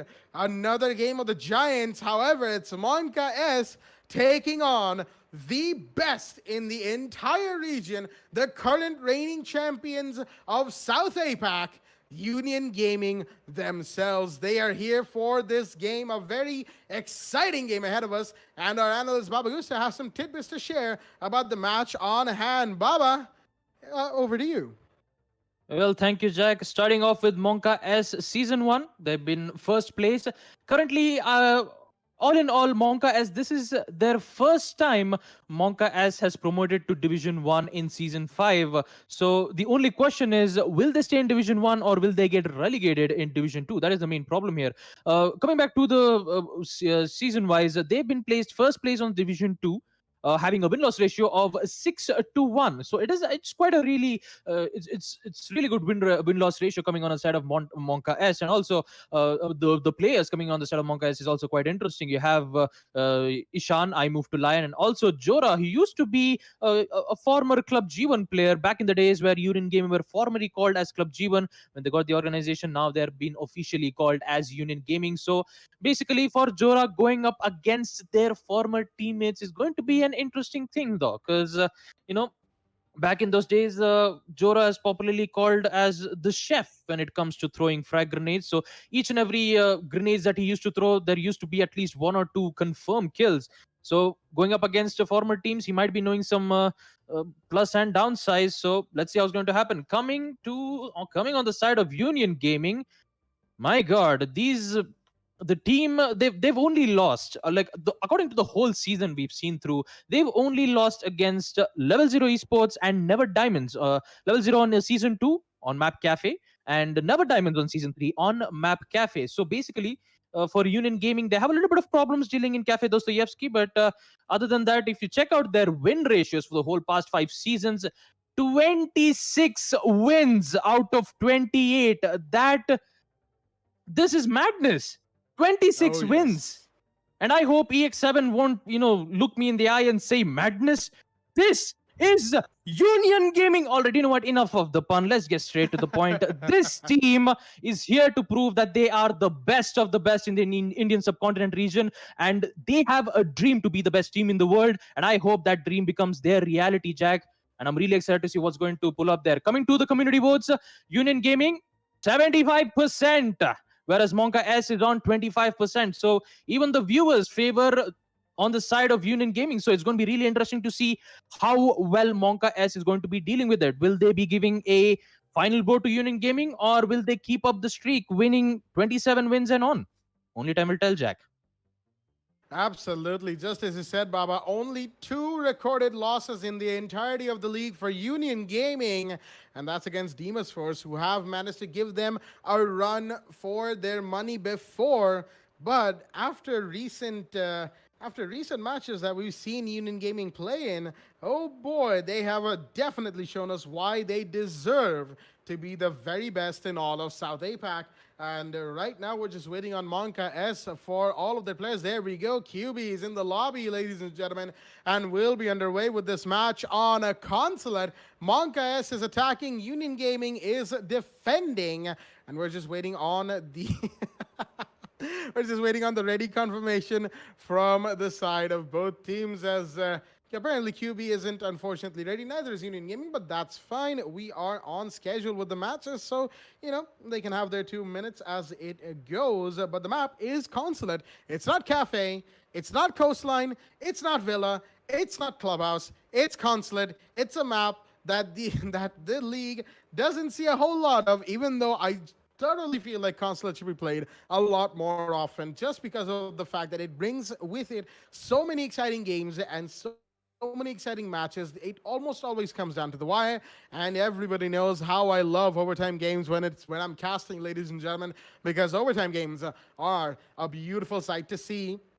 Whether or not UG are going to be pulled all the way to overtime by MonkaS is the real question here, because again, Union Gaming, like at this point, they don't need any introduction. We've been singing their praises. Everyone has been singing their praises for the last few months, and deservedly so, as right now, it is going to be a very, very interesting game. Consulate, as it stands, some people call it attacker-sided, some call it defender-sided. I call it somewhere in between. I'm taking the diplomatic stance, ladies and gentlemen. But right now, excuse me, right there, we're just waiting on the ready confirmation from both these teams. Once again, both of them having a lot of banter in the in-game chat. And there we go. The ready is in, and we are, in fact, going to be going ahead with the game. Union Gaming's defense will try and weather the storm of MonkaS' attack on Consulate right here, right now, on the WWE Black Esports Club League for Rainbow Six Siege. The ban phase is beginning, and Union Gaming will have the first ban on the map, and the first attacker to be banned nice and quickly is going to be the Thatcher. Once again, 0 surprises right there. Thatcher standard ban on any map in the entirety of Rainbow Six, not just a competitive pool. That's just how versatile and powerful Thatcher can be in the right hands. That's why he sees a lot of bans, and that is why he's off the board once again. MonkaS have the second ban on the map today, and they're going to be taking off the operator that is Capitao. And again, fairly standard right here, although, some people would have expected a Blackbeard, some a Montaigne, some a Jackal. But regardless, Capitao will be facing the ban wave today because of his Firebolts. That is what was formerly known as the Asphyxiation Bolts, excuse me. And of course, the Smoke Bolts, a very versatile operator in his own right, and a 3-speed to boot.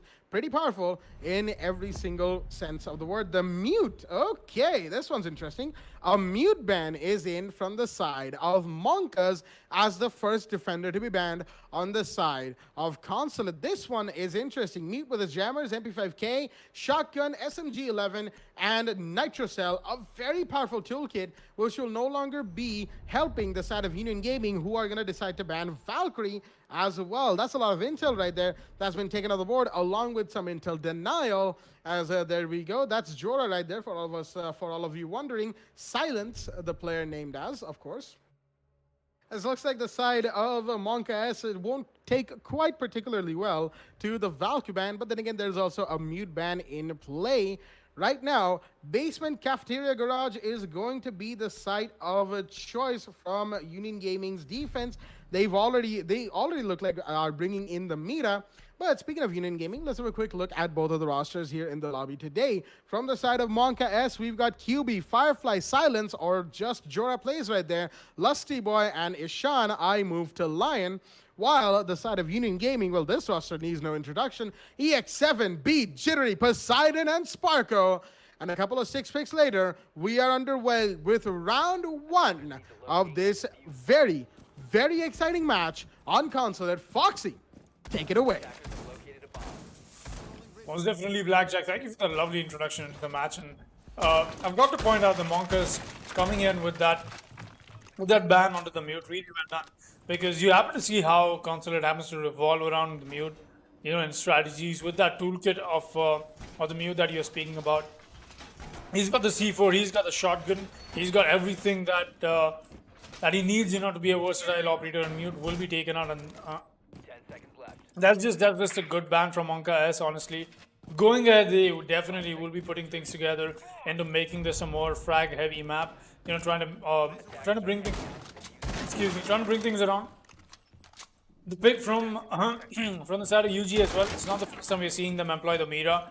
Definitely they love playing the Mira, and what does bother me is it'll be employed by Beat and not Poseidon. Poseidon will be on the Kaid this time around. Very interestingly so, very surprisingly so as well. But they've got one of the walls soft, and that'll be something that MonkaS will not be wasting any time on opening that up very soon, very quickly in fact. I'm not sure if they're trying to go for the bait or that was just opened by mistake. I got the Gemini of the Diana coming in, is going to walk in first and foremost, going to move in completely, and the Kaid is going to be there to stop him. Poseidon making sure he's holding his own at least for the while. I got to be very careful about this. We're seeing the Rappelin coming from QB as well. It's on the reverse Rappel, in fact. Definitely something that he's trying to find from here. Now, he's got to be able to spot the elbow of the Kaid. No, it's just not enough. That peak is not wide enough. He's trying to make it wide enough, but it's not possible right now for him. We'll still be seeing Poseidon go for the peak. And anyway, definitely want to stand off on a rather stronger point of contention. I still want to be careful about this though. Pre-fires are coming in from the reverse Rappel, but there's a lot of angles that he's got to worry about, and QB will meet his maker. That's going to be Jittery taking the kill. Really good aggression coming in from the Lusty Boy. Meanwhile, is going to get Poseidon. That was the Kaid, in fact, going for that peak. We'll still be seeing the repeat coming in, and that'll be Jittery's double kill. Really well done from him. We're still seeing the push-up happen. 3 versus 4, nothing that the attackers cannot make it out of. But Firefly awfully low on HP. We'll still be seeing the push happen from the side of MonkaS, but it's just been Union Gaming standing up strong. Sparko on the Echo is going to get the first strike. That'll be Silence. A very important one indeed. Jittery takes the fall.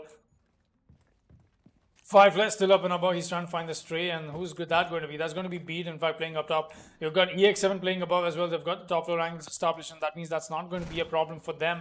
But when the push happens, and yes, it will, it's going to be Firefly having to win those gunfights with only 1 HP on himself, and that'll be Silence. He'll be taking the frag. Jorah making sure he's getting the kill on EX7. A little too overexcited there. Definitely not an aggression that you were expecting from him. Beat does know that somebody up onto the side of Spiral. He's going to go for the white peak. He's going to get him any moment. Now he's going to find the battle, but that'll not be his kill. He's going to get lit up quite a bit himself, and that's some great gunplay they're getting to see from Firefly. He's definitely put up the Mira in a spot. He's going to get the kill as well. That's one hell of a kill. It's all on the Spark. 1 versus 3. He's going to get the first frag in. He has to go for the diffuser planter, but he won't be able to, as she will come back off of it. And Ishan, line will be the one to convert that into a frag of the diffuse and into the head. That is the bullet that goes on to Sparko. The Echo will be taken down. MonkaS will be putting the first round on board, despite a very Union Gaming advantageous round start off. It was MonkaS towards the end, making the best out of what they had, making sure they were there at the right place at the right time, getting those frags in amazingly well. And round 1 goes to them. Let's see what round 2 brings to us. And like I said, once again, a 200 IQ ban coming in with the mute ban, honestly. Using the bans to their advantage to the maximum, starting off an attack, taking away the mute. Let's see what we've got for round 2 in this match going up. Round 2 is in play, and MonkaS have given themselves the first round on board. QB with the 6th pick out of the Ash into the Maru, getting in the G8A1LMG, as I'm pretty sure I butchered Amaru's name right quick. I don't know what happened with my tongue right there, but ladies and gentlemen, regardless, that's gonna be something to watch out for. But right now, once again, on Basement, Garage, and Cafeteria, Union Gaming are playing the meta once again. The mute ban, just as Foxy said, 200 IQ from the side of MonkaS, making sure that Union Gaming will not have the comfortability of being allowed to play a mute. And when it comes to Consulate, it's actually surprising how important mute is. Just that one ban has made Union Gaming rethink their strategies and holds quite a bit, as they will now need to adjust accordingly. The meta is in play, but those mirror windows are going to be in danger of being taken off the board. Pete is once again bringing in the Spaniard, of course, as one other thing that we just realized, that both Spaniards are in fact unbanned for both teams. Jackal is also could be brought into play. I don't know if MonkaS will be doing that, but we'll be keeping our eyes on that regardless. Beat here in Antechamber, he's got to be careful, mind you. Those windows are a hazard, a work hazard, shall we say. Excuse me right there. For any defender running around the first floor. The Maestro is making his way back as well. I was just making some barbed wire placements, but Beat's already down. Hello, what happened? That is the Amaru QB getting things started as Beat is off the board. That's a huge drop. And oh dear me, he brought out his drone at the wrong time as the Jaeger was just prone peeking his way in. And Jittery will only survive because QB had a little bit of unfortunate timing. He's stuck in the bathroom right now because now everybody knows where he's playing. That's the first floor right there. As QB's got to be careful. He's got the ITA-12S out. That's his secondary shotgun.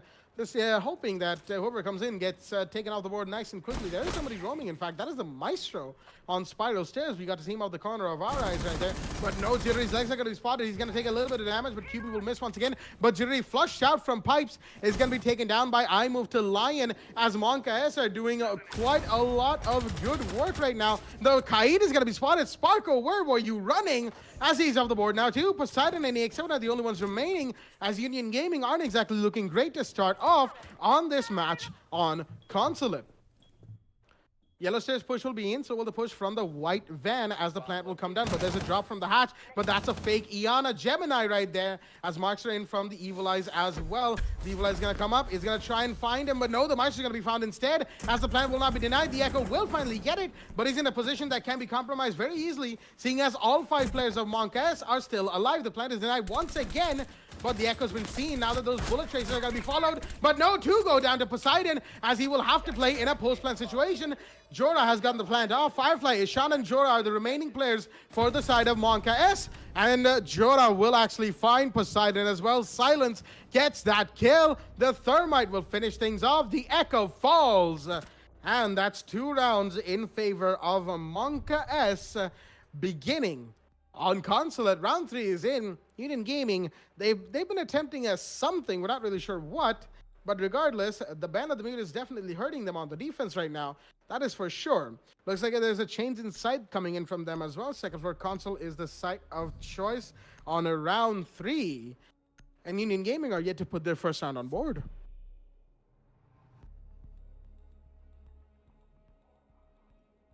I'm definitely loving the kind of momentum that that the side of Team MonkaS has put for themselves. And going into this match, definitely the kind of fight you want to be taking into this, because Union Gaming right now, they happen to be the reigning champions, in fact the defending champions for right now for the WD Black, the Esports Club Rainbow Six Siege League as well.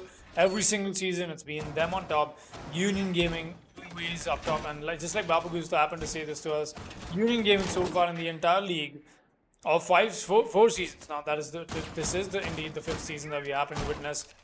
4 seasons so far, they won 26 matches out of 28 matches. That's the highest win-loss ratio anybody has had. Obviously, that's why Union Gaming happens to be on top of the game on Division 1, making sure that they have that kind of plays. But already, MonkaS coming in with the challenger on Season 5. Looks like the place that they've been sitting on, the throne that they've been for themselves, is already into danger. Maybe this time around we'll be seeing a new victor come out for the side of Division 1 and the Esports Club Rainbow Six Siege League.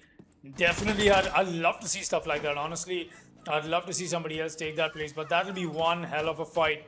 Because Union Gaming does not like to go down, not at least not without a fight. Let's see if they'll be able to put this round on board though. 2 rounds so far, MonkaS's way. Definitely something that you want to be bringing out for yourselves. They've been playing amazingly well, honestly.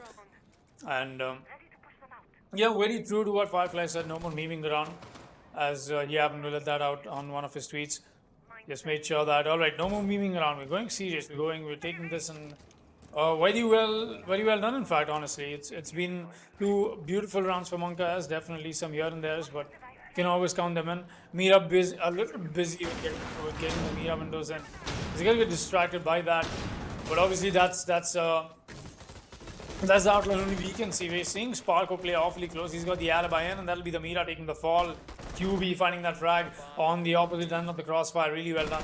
We're still seeing Sparko trying to hold himself in a really good spot, but that's Cubby he's got to hold, and he's got to move back and forth about it. Let's see if we're still going to be able to do something useful out of it or not. That's the real question right now. Sparko definitely being challenged at this point. We're seeing the Thermite establish some presence of from above. That is on top of the skylight. Jittery trying to fight back as much as he can beat though. He will be in a very influential spot. Definitely could get a frag or 2 from the shield, as the reverse rapper will be in from the side of MonkaS. Still trying to make this push happen. Nothing substantial, not done yet. QB has already made his way down on the bottom of the Visa stairs. He could go for this push up if he wants to. And the kind of frag potential that he brings for himself, definitely the right person to let him go free roaming around. But he might be found by the Jaeger. No, he'll find him instead. And this is exactly what I'm talking about. The pacing is in, but he'll get caught down right back in. And that's B taking the kill for the trade-off, in fact, against Jittery.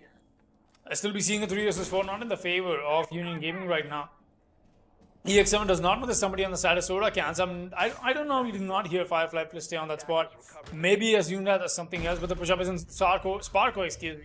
He's gonna get that frag in on Firefly. That's a good refrag, but here's another one from Silence. It's all on the Sparko now in 1 versus 3. He's got to find it. It's the alibi. He's pushing up slowly. He's gonna find the diffuser first. No, he's gonna get found by MonkaS instead. And that is the 3rd round that MonkaS has put on board. 3 rounds in execution. And like I said, Union Gaming has got to start worrying about the spot that they hold right now in this league. Will they be able to hold that number 1 spot in Division 1? They've definitely had the ups and downs, but this is a very huge testing moment for them. 3-0 in the favor of MonkaS, definitely coming out alive with all the guns that they have and everything that is necessary to start off Season 5 with a bang. 3-0, very dominating first half, in fact, for beginning of the first half that I'm getting to see from the side of MonkaS. Absolutely, very dominating MonkaS indeed initially here in the match. 3 rounds, early game to them. Very well done, as looks like Poseidon will be 6 picking out of the Mira into the Legion, bringing in the goo mines, the T5 SMG, and some impact grenades to the fold. Sparko once again back on the alibi, as we've got the double denial beat this time, bringing in the Wamai, Jittery with the Jaeger, and of course EX7 back on the pulse. He had a little bit of a derp moment in the last round where he unfortunately didn't quite know where the Iana was playing and was caught off guard very heavily by Firefly right there. But the refrag was in quickly, so, you know, not all was lost, but, I mean, all was lost. The round didn't exactly go in Union Gaming's favor, but still, you know, there's these small moments here and there that UG are slowly starting to pick themselves back from that will eventually tally up into a big comeback. Now, whether or not, you know, that big comeback happens now or later is the real question. Beat with the Wamai once again. He knows for a fact that it's probably going to be caught out, but that's some utility wasted from the side of the attack. MonkaS will be aware of that because they know that that the air jab that goes on the meeting window needs to be, and count though, make it a 4 versus 4. Silence, that is Jora, goes down.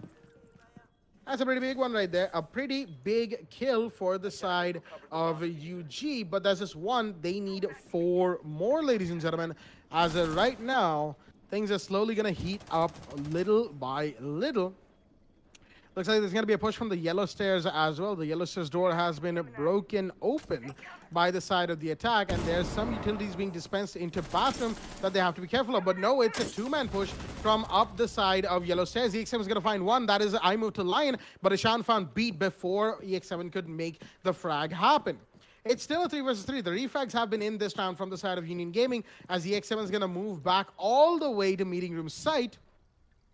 and just make sure that he can support his teammates. Poseidon's in the bathroom, prone. I think the drone may have given away his location, but nothing coming out just yet from the side of MonkaS. The game's hit a bit of a standstill right now as they're trying to, they're position themselves as well as they can.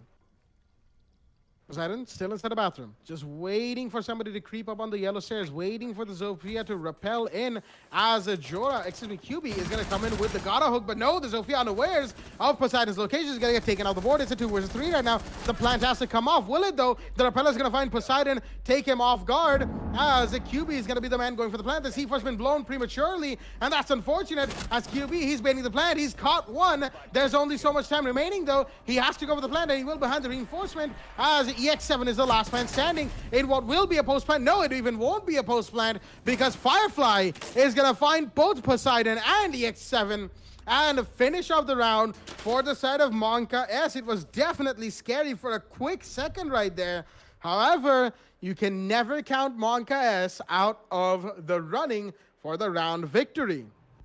Right now, it is 4-0 going to round 5. Basement Garage is a site of choice, and currently Union Gaming not in a good spot whatsoever. Consulate has not been there day to day as we have a quick look at the scoreboard, and you know, it is what it is. 5 kills to silence. That is Jola right there. 4, 5, 4, and 2 for the rest of his team. Mostly a balanced scorecard.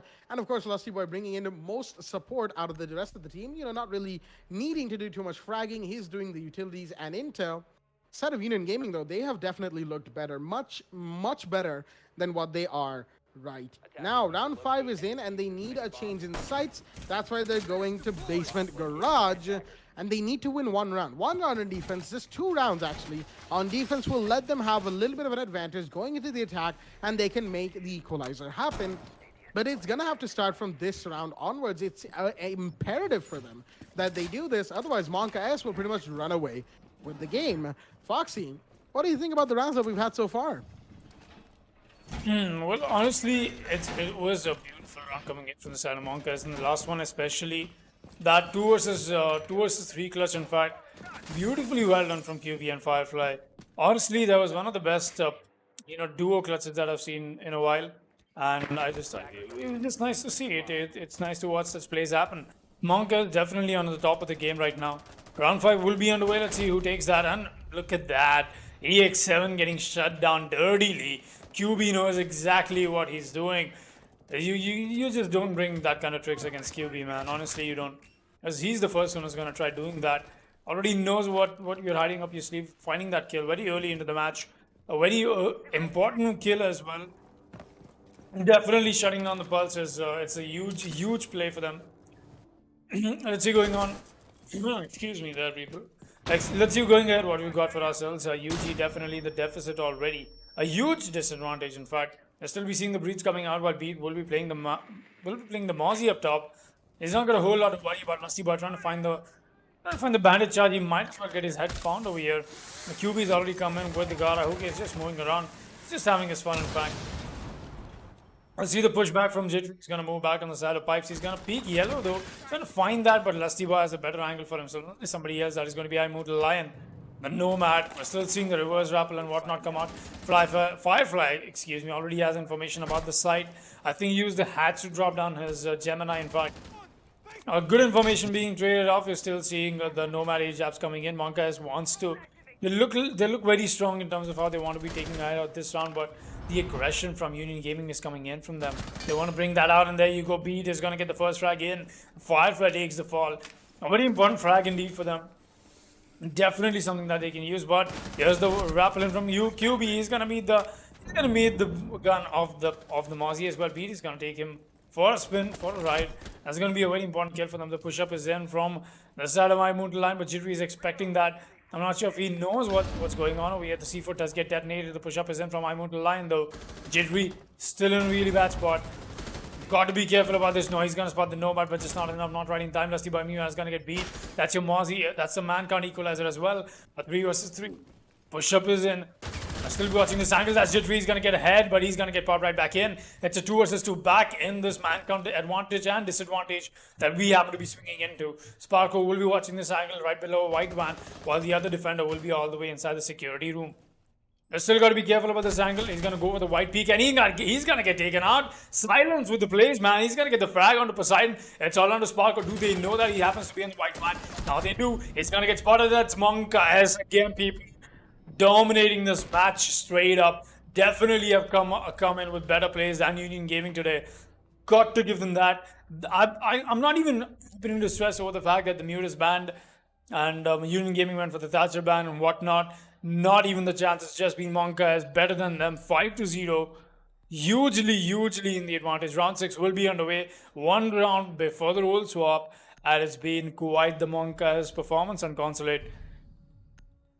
It most certainly has been. MonkaS have been pulling round after round, as right now they sit 1 round away from the match point. They are 5-0 on round 6. Jittery with the 6 pick out of the pulse into the Rook as we are headed to first floor lobby and press room, and looks like he's gone out to the Echo instead, bringing in the Japanese 3 armor with, of course, the Yokai Jones. There is a French 3 armor in play as well. That's the Doc, mind you. So, you know, the Echo pick is probably a little bit more on the smart side, just in case they need to do denial, some bamboozling, and some disorienting with the Yokai Jones sonic bursts.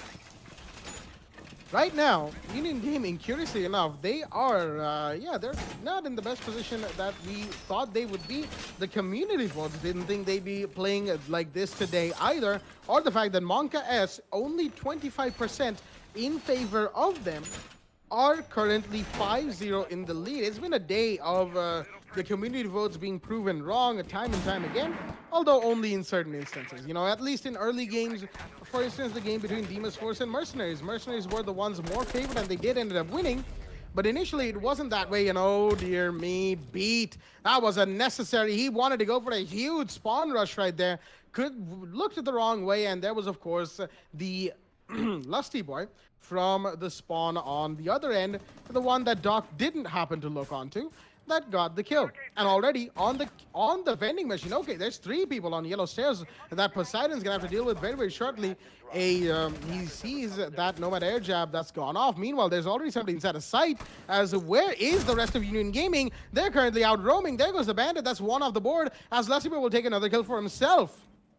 EX7. He's inside of sight. He knows that there's somebody playing close by to him. While Sparko is on the basement, he's going to have to come back up. And right now, on the yellow stairs, he'll be met with resistance. There is the Zofia is here, and he nearly lost that gunfight, Sparko. But he does win it eventually, and he has the planter as well. EX7 in the meanwhile finds Firefly, making it a 2 versus 3. But there's the refrag in instantly from QB, a 2v2 established, as the Thermite and the Amaru now have to win back the diffuser. Jittery, he's got an angle on the white corridor, but there's an Amaru close by. Will the Amaru find him? The pre-fires are in, but the Echo is going to win that fight. It's a 1v2 right now as Jittery takes on QB. Will he see the Thermite? Chips him on the shoulder only slightly, as silenced as Jora is caught in a 1v2 clutch that he needs to make for his team if they want to continue their domination. There goes one. He's found EX7, who's coming up the yellow stairs. Heard him out earlier, as the Echo on his drone has set up his Yokais in good places for intel. He knows where the Thermite's playing. That's the vending machines right there. He doesn't even need to peek. All he has to do is pull back and let the time be wasted, but he won't be doing that because that is boring. And Jittery has decided, nope, we're taking this up a notch, and finds the Thermite through the wall. That little extended bullet hole that was made earlier due to all the gunfire. And Union Gaming will finally take 1 round off the back of a beautiful 1v1 clutch from their own man. Jittery finishes it off for the side of UG, as it is 1-5 down for them going into round 7 roll swap. But right now, Union Gaming are attacking and MonkaS are defending. It is, after all, the other side of roll swap, and we're going to be going back to first floor lobby as well.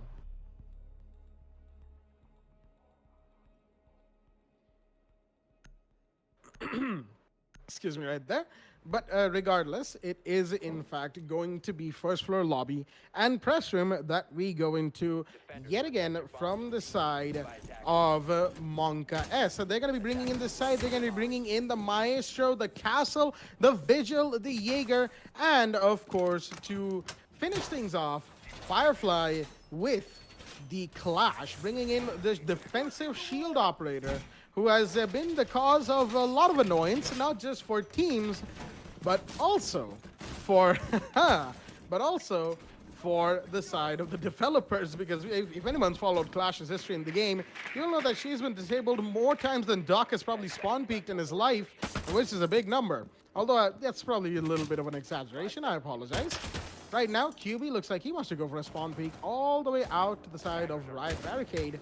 Will he find anybody though? I don't think he will. He's sort of tapping away, but he's not found anybody. No damage done, and he will know that. And he's taking a bit of damage from the other side of that as well. There's a Maverick playing close. That's Jittery once again, who could have almost found QB, but QB came back. Yeah, well, he pulled back before he took any more damage. The Vigil playing inside a site from the looks of things is going to be a pretty important cog in the machine of MonkaS's defense right now as they're finishing the setup in this round. Union Gaming, in the meanwhile, they've got everything they need. Sparker's going to find QB off the bat. The Vigil is off the board early. And that's unfortunate for the side of MonkaS. They've got 3 operators on the top floor. The Jaeger, the Clash, and the Castle. It looks like there's going to be a top floor emphasis from the side of UG as well. The drones are in. So is the Maverick. Will he be found? No, he will find one. And will he find another? He sees the Jaeger, but the Jaeger gets the kill instead. The retrade is in as his drones are spotted exactly where Ishan went. Meanwhile, there's a Maestro on the yellow stairs. Will he be found? No, he's taking a bit of damage. So has Sparkle. Gets his secondary SMG out. He's trying to chase the Maestro, but he's got to be careful because that LMG, it is a very damaging one, and Sparkle knows this. He's pulled back instead. As right now, a couple of defenders are taking a lot of damage as Silence is low on HP, and he hits 7. Oh no!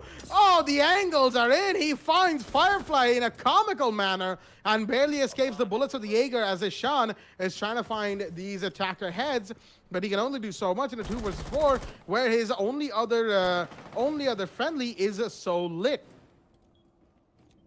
Wait a minute. Beat is already inside a site. He's just busy watching the hatch for I move to Lion on the top floor, who's gone for a round. He's not going to find anybody. He sees the rappel, though. Will the repeller find him, or will he find the repeller? Nobody's going to find anybody. Beat's going for the plant, and he will actually get that off because it's a little too late, and the Maestro is completely unaware of where the Hibana was. The plant does go off, but I move to Lion finds the X7 in the meanwhile, and Beat has taken a bit of damage as well. It's a 2 versus 3 right now. Shan and Jorah are the last 2 remaining for the side of MonkaS's defense, and they're currently being cornered by the side of Union Gaming's attack. The Maestro will be found. That's Poseidon with a big kill, as it's a 1 versus 3 right now, all down to Jorah on the 2nd floor, watching the hatch to the best of his ability. He's going to try and drop this one, but there's the Hibana watching this. And Union Gaming are going to take the victory on round 7, going into the attack in a very dominating fashion indeed, as looks like they have woken up from their slumber. 2 rounds back to back, up from a 5-0 to a 5-2. As they need 3 more rounds to get an equalizer in, ladies and gentlemen. Round 8 will be in play, and we're heading to 2nd floor console office and meeting room from the side of MonkaS. The real question right now to you, I asked Blackjack, and to everybody who's watching this, is will we see Union Gaming make this comeback happen? Will we see them put 3 rounds on board back to back and bring in the equalizer against MonkaS and make it a 5-5, and that's where the fate of the match will be decided? Or will we see the MonkaS get match point first and foremost? I don't know. Give me a quick suggestion on this, Blackjack. What do you think is going to happen? Quickly. Honestly, if you ask me, Foxy, I still think Union Gaming have a chance of not only making the comeback, but pushing for the victory. That could just be, you know, a little bit of favoritism right there. I don't wanna say it outright, but that's how I feel about this game right now. I wouldn't really blame you. You know, the way we have the track record of Union Gaming set straight, especially in this league. They've been on top of their game. They've been on top of the division every single season. But I've always been the one to try and see who happens to stand up against them, stand up better than them. And today it's been MonkaS, definitely. But the fight is not over yet. Since it's just a best of 1, it's going to have to come down to Union Gaming having to put down some very difficult role that they have to play right now. You know, they have to come back with 3 rounds back to back. That's huge momentum that you need for yourselves already established. And I don't think that they lack it, but they've definitely got to come out on top of what MonkaS is being brought on board. 2 rounds back to back. Amazingly well done by them. I'm expecting to see a little bit more of that. Let's see if that's going to be the comeback already. Taking the fights here, that I believe that was I moved to line, getting a little aggressive, over aggressive in fact. getting scraped off the shoulder, nothing too serious at least for now. Sparko will be making sure he's getting all the barricades open with the sledgehammer that he's got for himself. Doing the standard flash and dash technique for the yellow clearance. We'll still be seeing Line play over there though. All these ADSs being caught out right after one another. It's just some standard stuff being done. Nothing new, but Line is all the while more wiser. He's just gonna have to fall back and play on his back foot. Silence has brought up the yokai drones. That's so much more information from MonkaS to live with. EX7 is about one of the drones as well through the wall that is from the rooftop, and that means there's nothing much that he can really do about it, but he definitely knows the position of them. Oh, Sparko knows what QB is up to. He's going to be waiting for that peak though. He's still not gone for the rotate, or he has in fact. QB will go for the full rotate all the way back to the side of spiral stairs. While we're watching this angle, and that's going to be the echo in fact. Still watching this very quickly. Let's see if he's able to convert that into something useful. A possible peek in is what we are expecting coming in from the side of Union Gaming. They're taking the sweet time right now. It's come to a stall point. Not much that they're doing except for the information collection and all of the rest. They're just bringing out some nice spots and stuff. And look at this, we cannot go for the breacher. If only going to get the bandit charge, and that means he can attempt it now. That's going to put the Jaeger in a really bad spot. Line has to move back. He's just going to get the Abana breaches. Oh my god, that is comical. That is somehow allowed by Union Gaming to happen, and that's why we're seeing the score difference on the side of this match today. Definitely not the best kind of plays. Not great emphasis in terms of what they bring out, but the nade comes in anyway. That almost did claim his life, but here's the kill from Lusty Boy. He's going to get the frag onto Jittery. That's an important one. Jittery was not expecting that kind of aggression from them. Line, they're very strong right now for himself in this little area that he's got for himself. He'll be holding down bathroom all by himself, and the push from two attackers all by himself as well. Still going for the breach. Line definitely can deny this, and he will be doing exactly that. One of those pellets will seriously not be doing anything. That's the nade you cannot escape from. Got the breach denied, but at what cost? That's your life that you paid for it. Don't really blame it at this point. 20 seconds left. That's enough damage already done from the side of Line as well. All MonkaS has to do is win these gunfights. That will come down to these 15 seconds that Union Gaming will use to push. That's the first one. That's going to be Silence taking on EX7. The push-up is in. That's the second one. QB is going to take down Sparko. Where are Beat? Beat is stuck behind a castle. Where's Poseidon? He's dead. And it's MonkaS taking match point, people. That's the play we were expecting to see, and that's exactly what I'm talking about. MonkaS has come above their game, and more than that, they've been amazingly well. Some great posture that we got to see from them today, at least in the first day for the Division 1 match days. Amazingly well, 6-1, pure, 6-2 in fact. Total domination against Union Gaming. One run away from winning the first match, and mind you, if MonkaS happens to win this match, this will be the first time. Hear me out, ladies and gentlemen, a little carefully. This is the first time Union Gaming, the roster of that at least, will be losing to anybody else except Deimos Force. Union Gaming has only lost 2 matches in the 4 seasons of this league, and those 2 losses have been in the account for Deimos Force defeating Union Gaming. That is in season 1 and then back again in season 4. So if MonkaS wins this, if MonkaS wins this, they will be making sure that they enter that list, or more than that.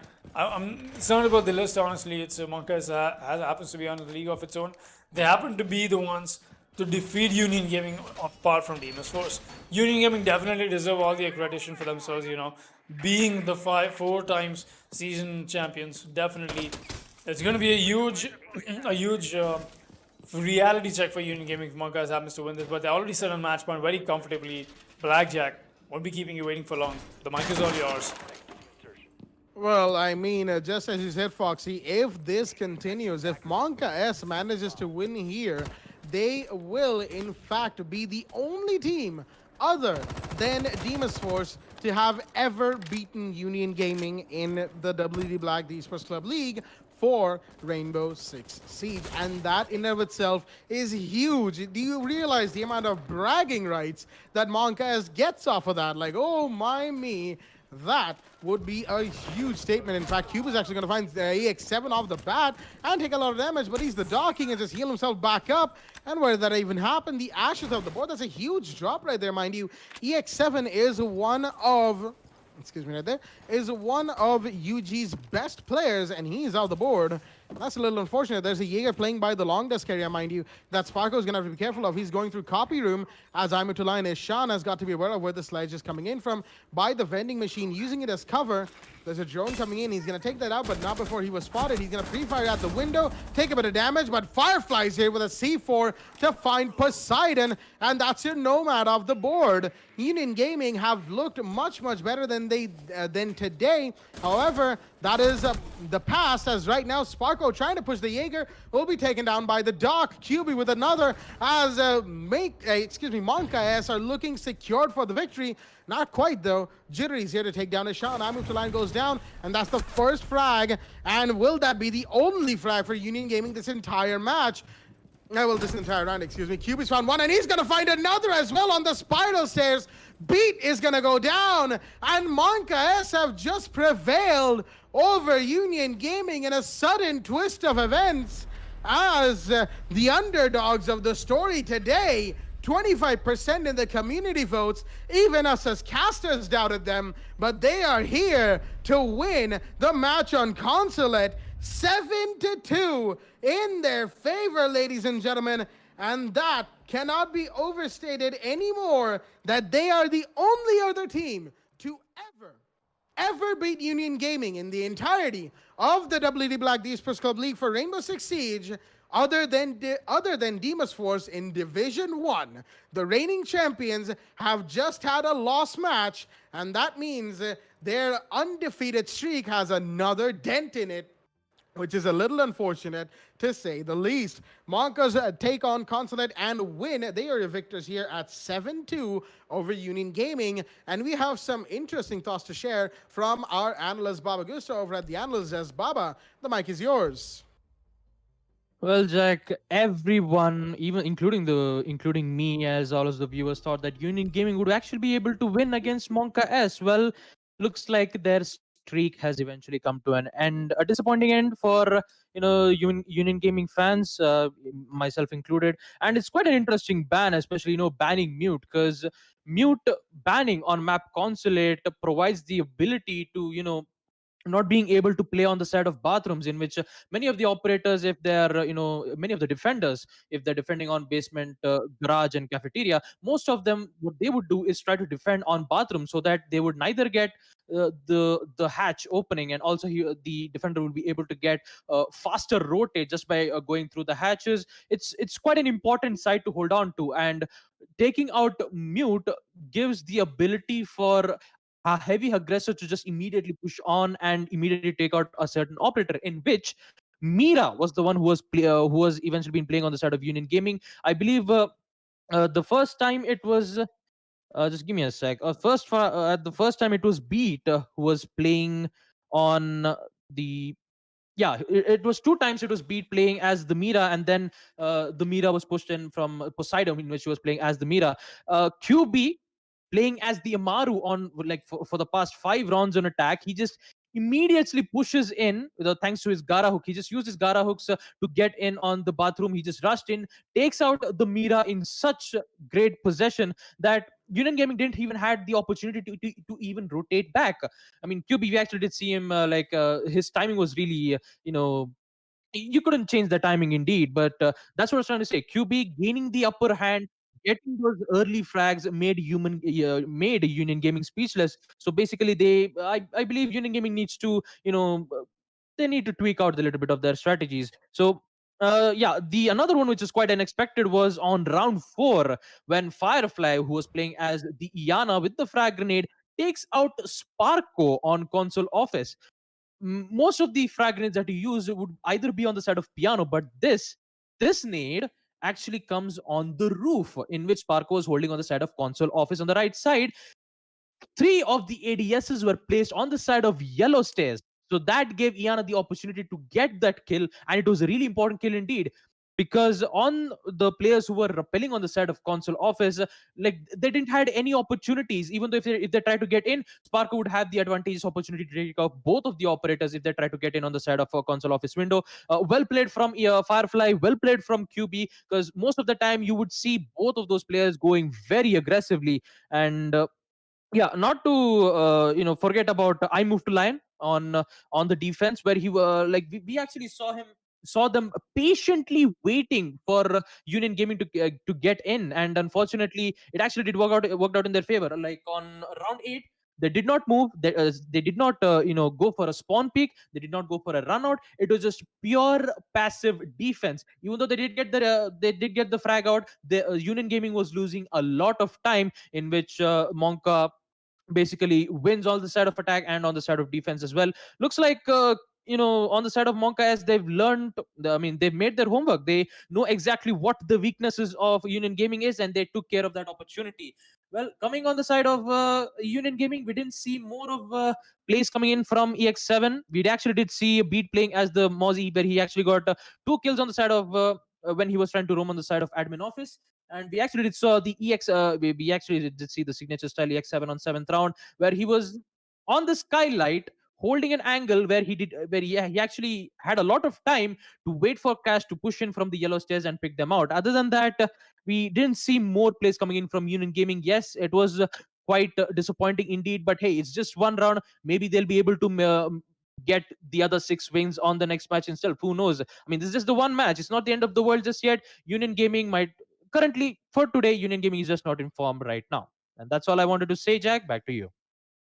Thank you for that analysis of the game, Babagusa, as that is going to do it for us, ladies and gentlemen. That is the first day of Division 1 done and dusted. And before we finish things off, let's have a quick overview of how the day went on the side of Kira Esports versus Level 0 on the map of Villa. Kira Esports completely shutting down LVZ on that map. 7-1 to Kira Esports to start off the day, while TR8 Valiance in a surprise performance defeating Virtual 5 Esports on the map of Clubhouse, coming from a 4-1 all the way to a 7-5 victory. V5 in the end didn't stand a chance. While that was, of course, just the first stream. The second stream of the day was Deimos Force versus MercenerieZ, where MercenerieZ took them out. Deimos Force didn't exactly have the best performance today either, and that showed in the way that they played. MercenerieZ 7-3 on Villa.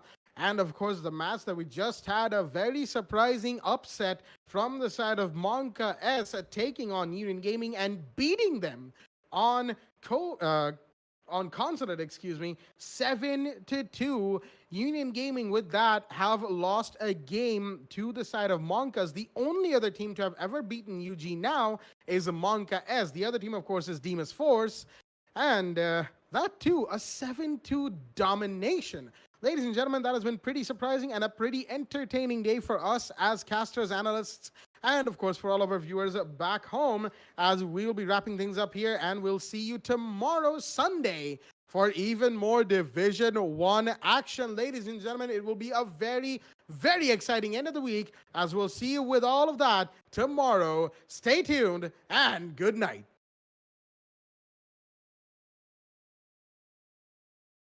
Captain Arya from the Esports Club here with some pretty awesome news.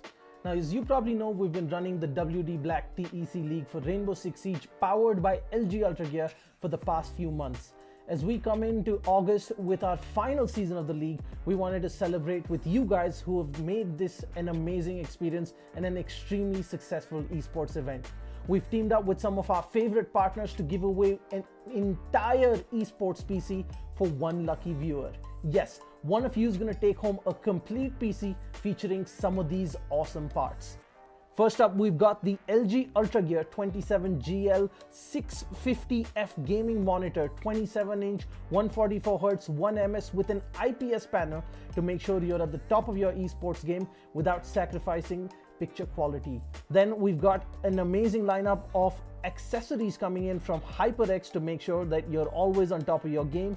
Cloud Stinger Core gaming headset. For the keyboard, you've got the awesome HyperX Alloy FPS RGB mechanical keyboard. Then your mouse is the HyperX Pulsefire Surge. It's got a brilliant RGB all around the mouse. For the mousepad, you've got the HyperX Fury S. That is the speed edition of the extended mousepad. And then of course for your memory, you've got the HyperX Fury RGB RAM. You've got 16 gigs at 3400 megahertz. Next up, we've got the WD Blue SN550 NVMe SSD to make sure you're spending as little time loading and booting up and spend more time gaming. And then of course, at the heart of this PC is the Ryzen 5 3600X CPU.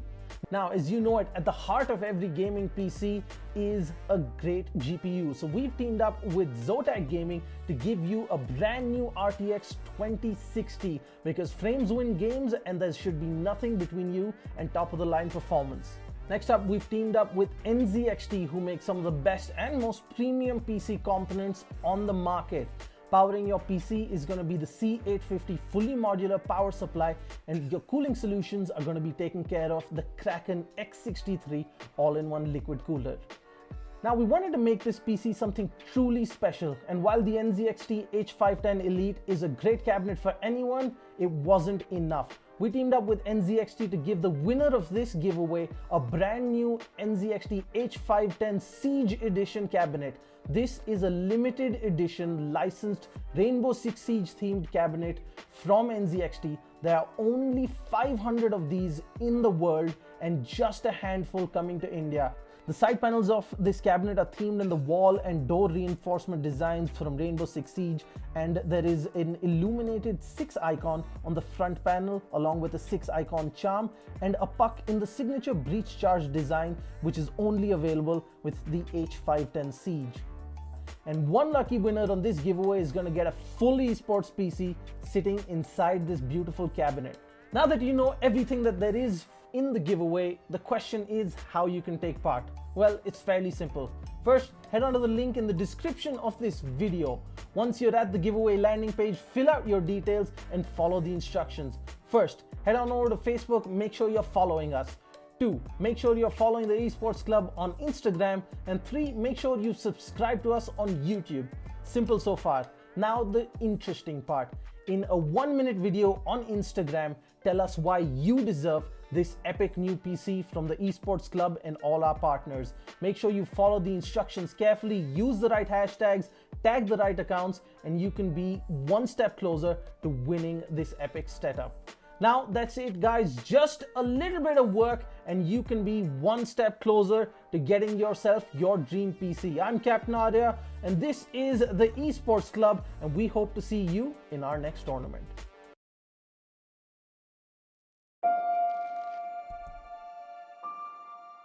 The moment of creation is a form of magic, where an off becomes an on, a 0 becomes a 1, then another, and another, until, deep in the complexity, you discover order, speed, reliability, power.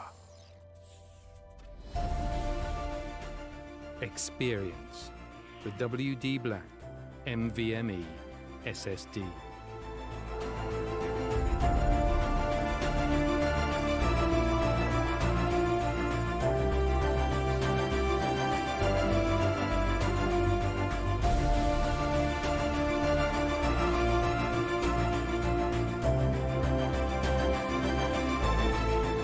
Fueled by darkness. Level up to NVMe SSD performance.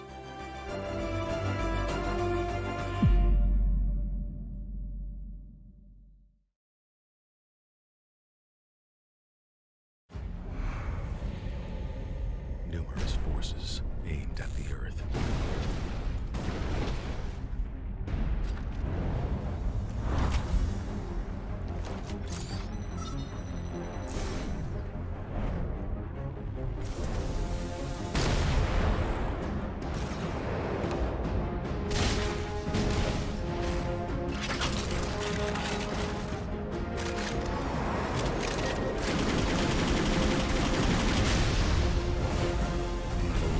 And injustice.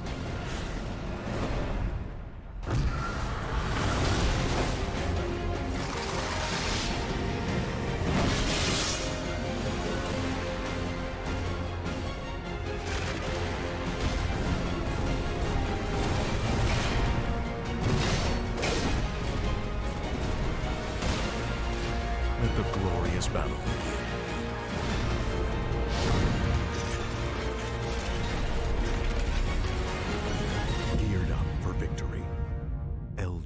Ultragear gaming monitor.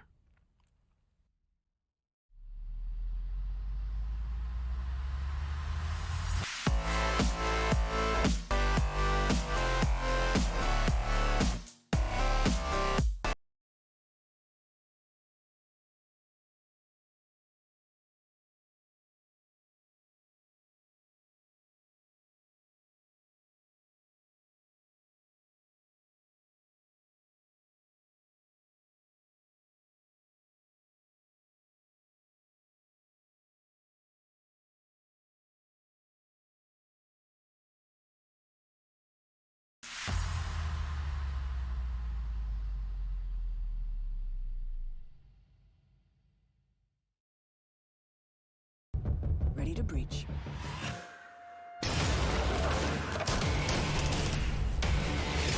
Go, go, go!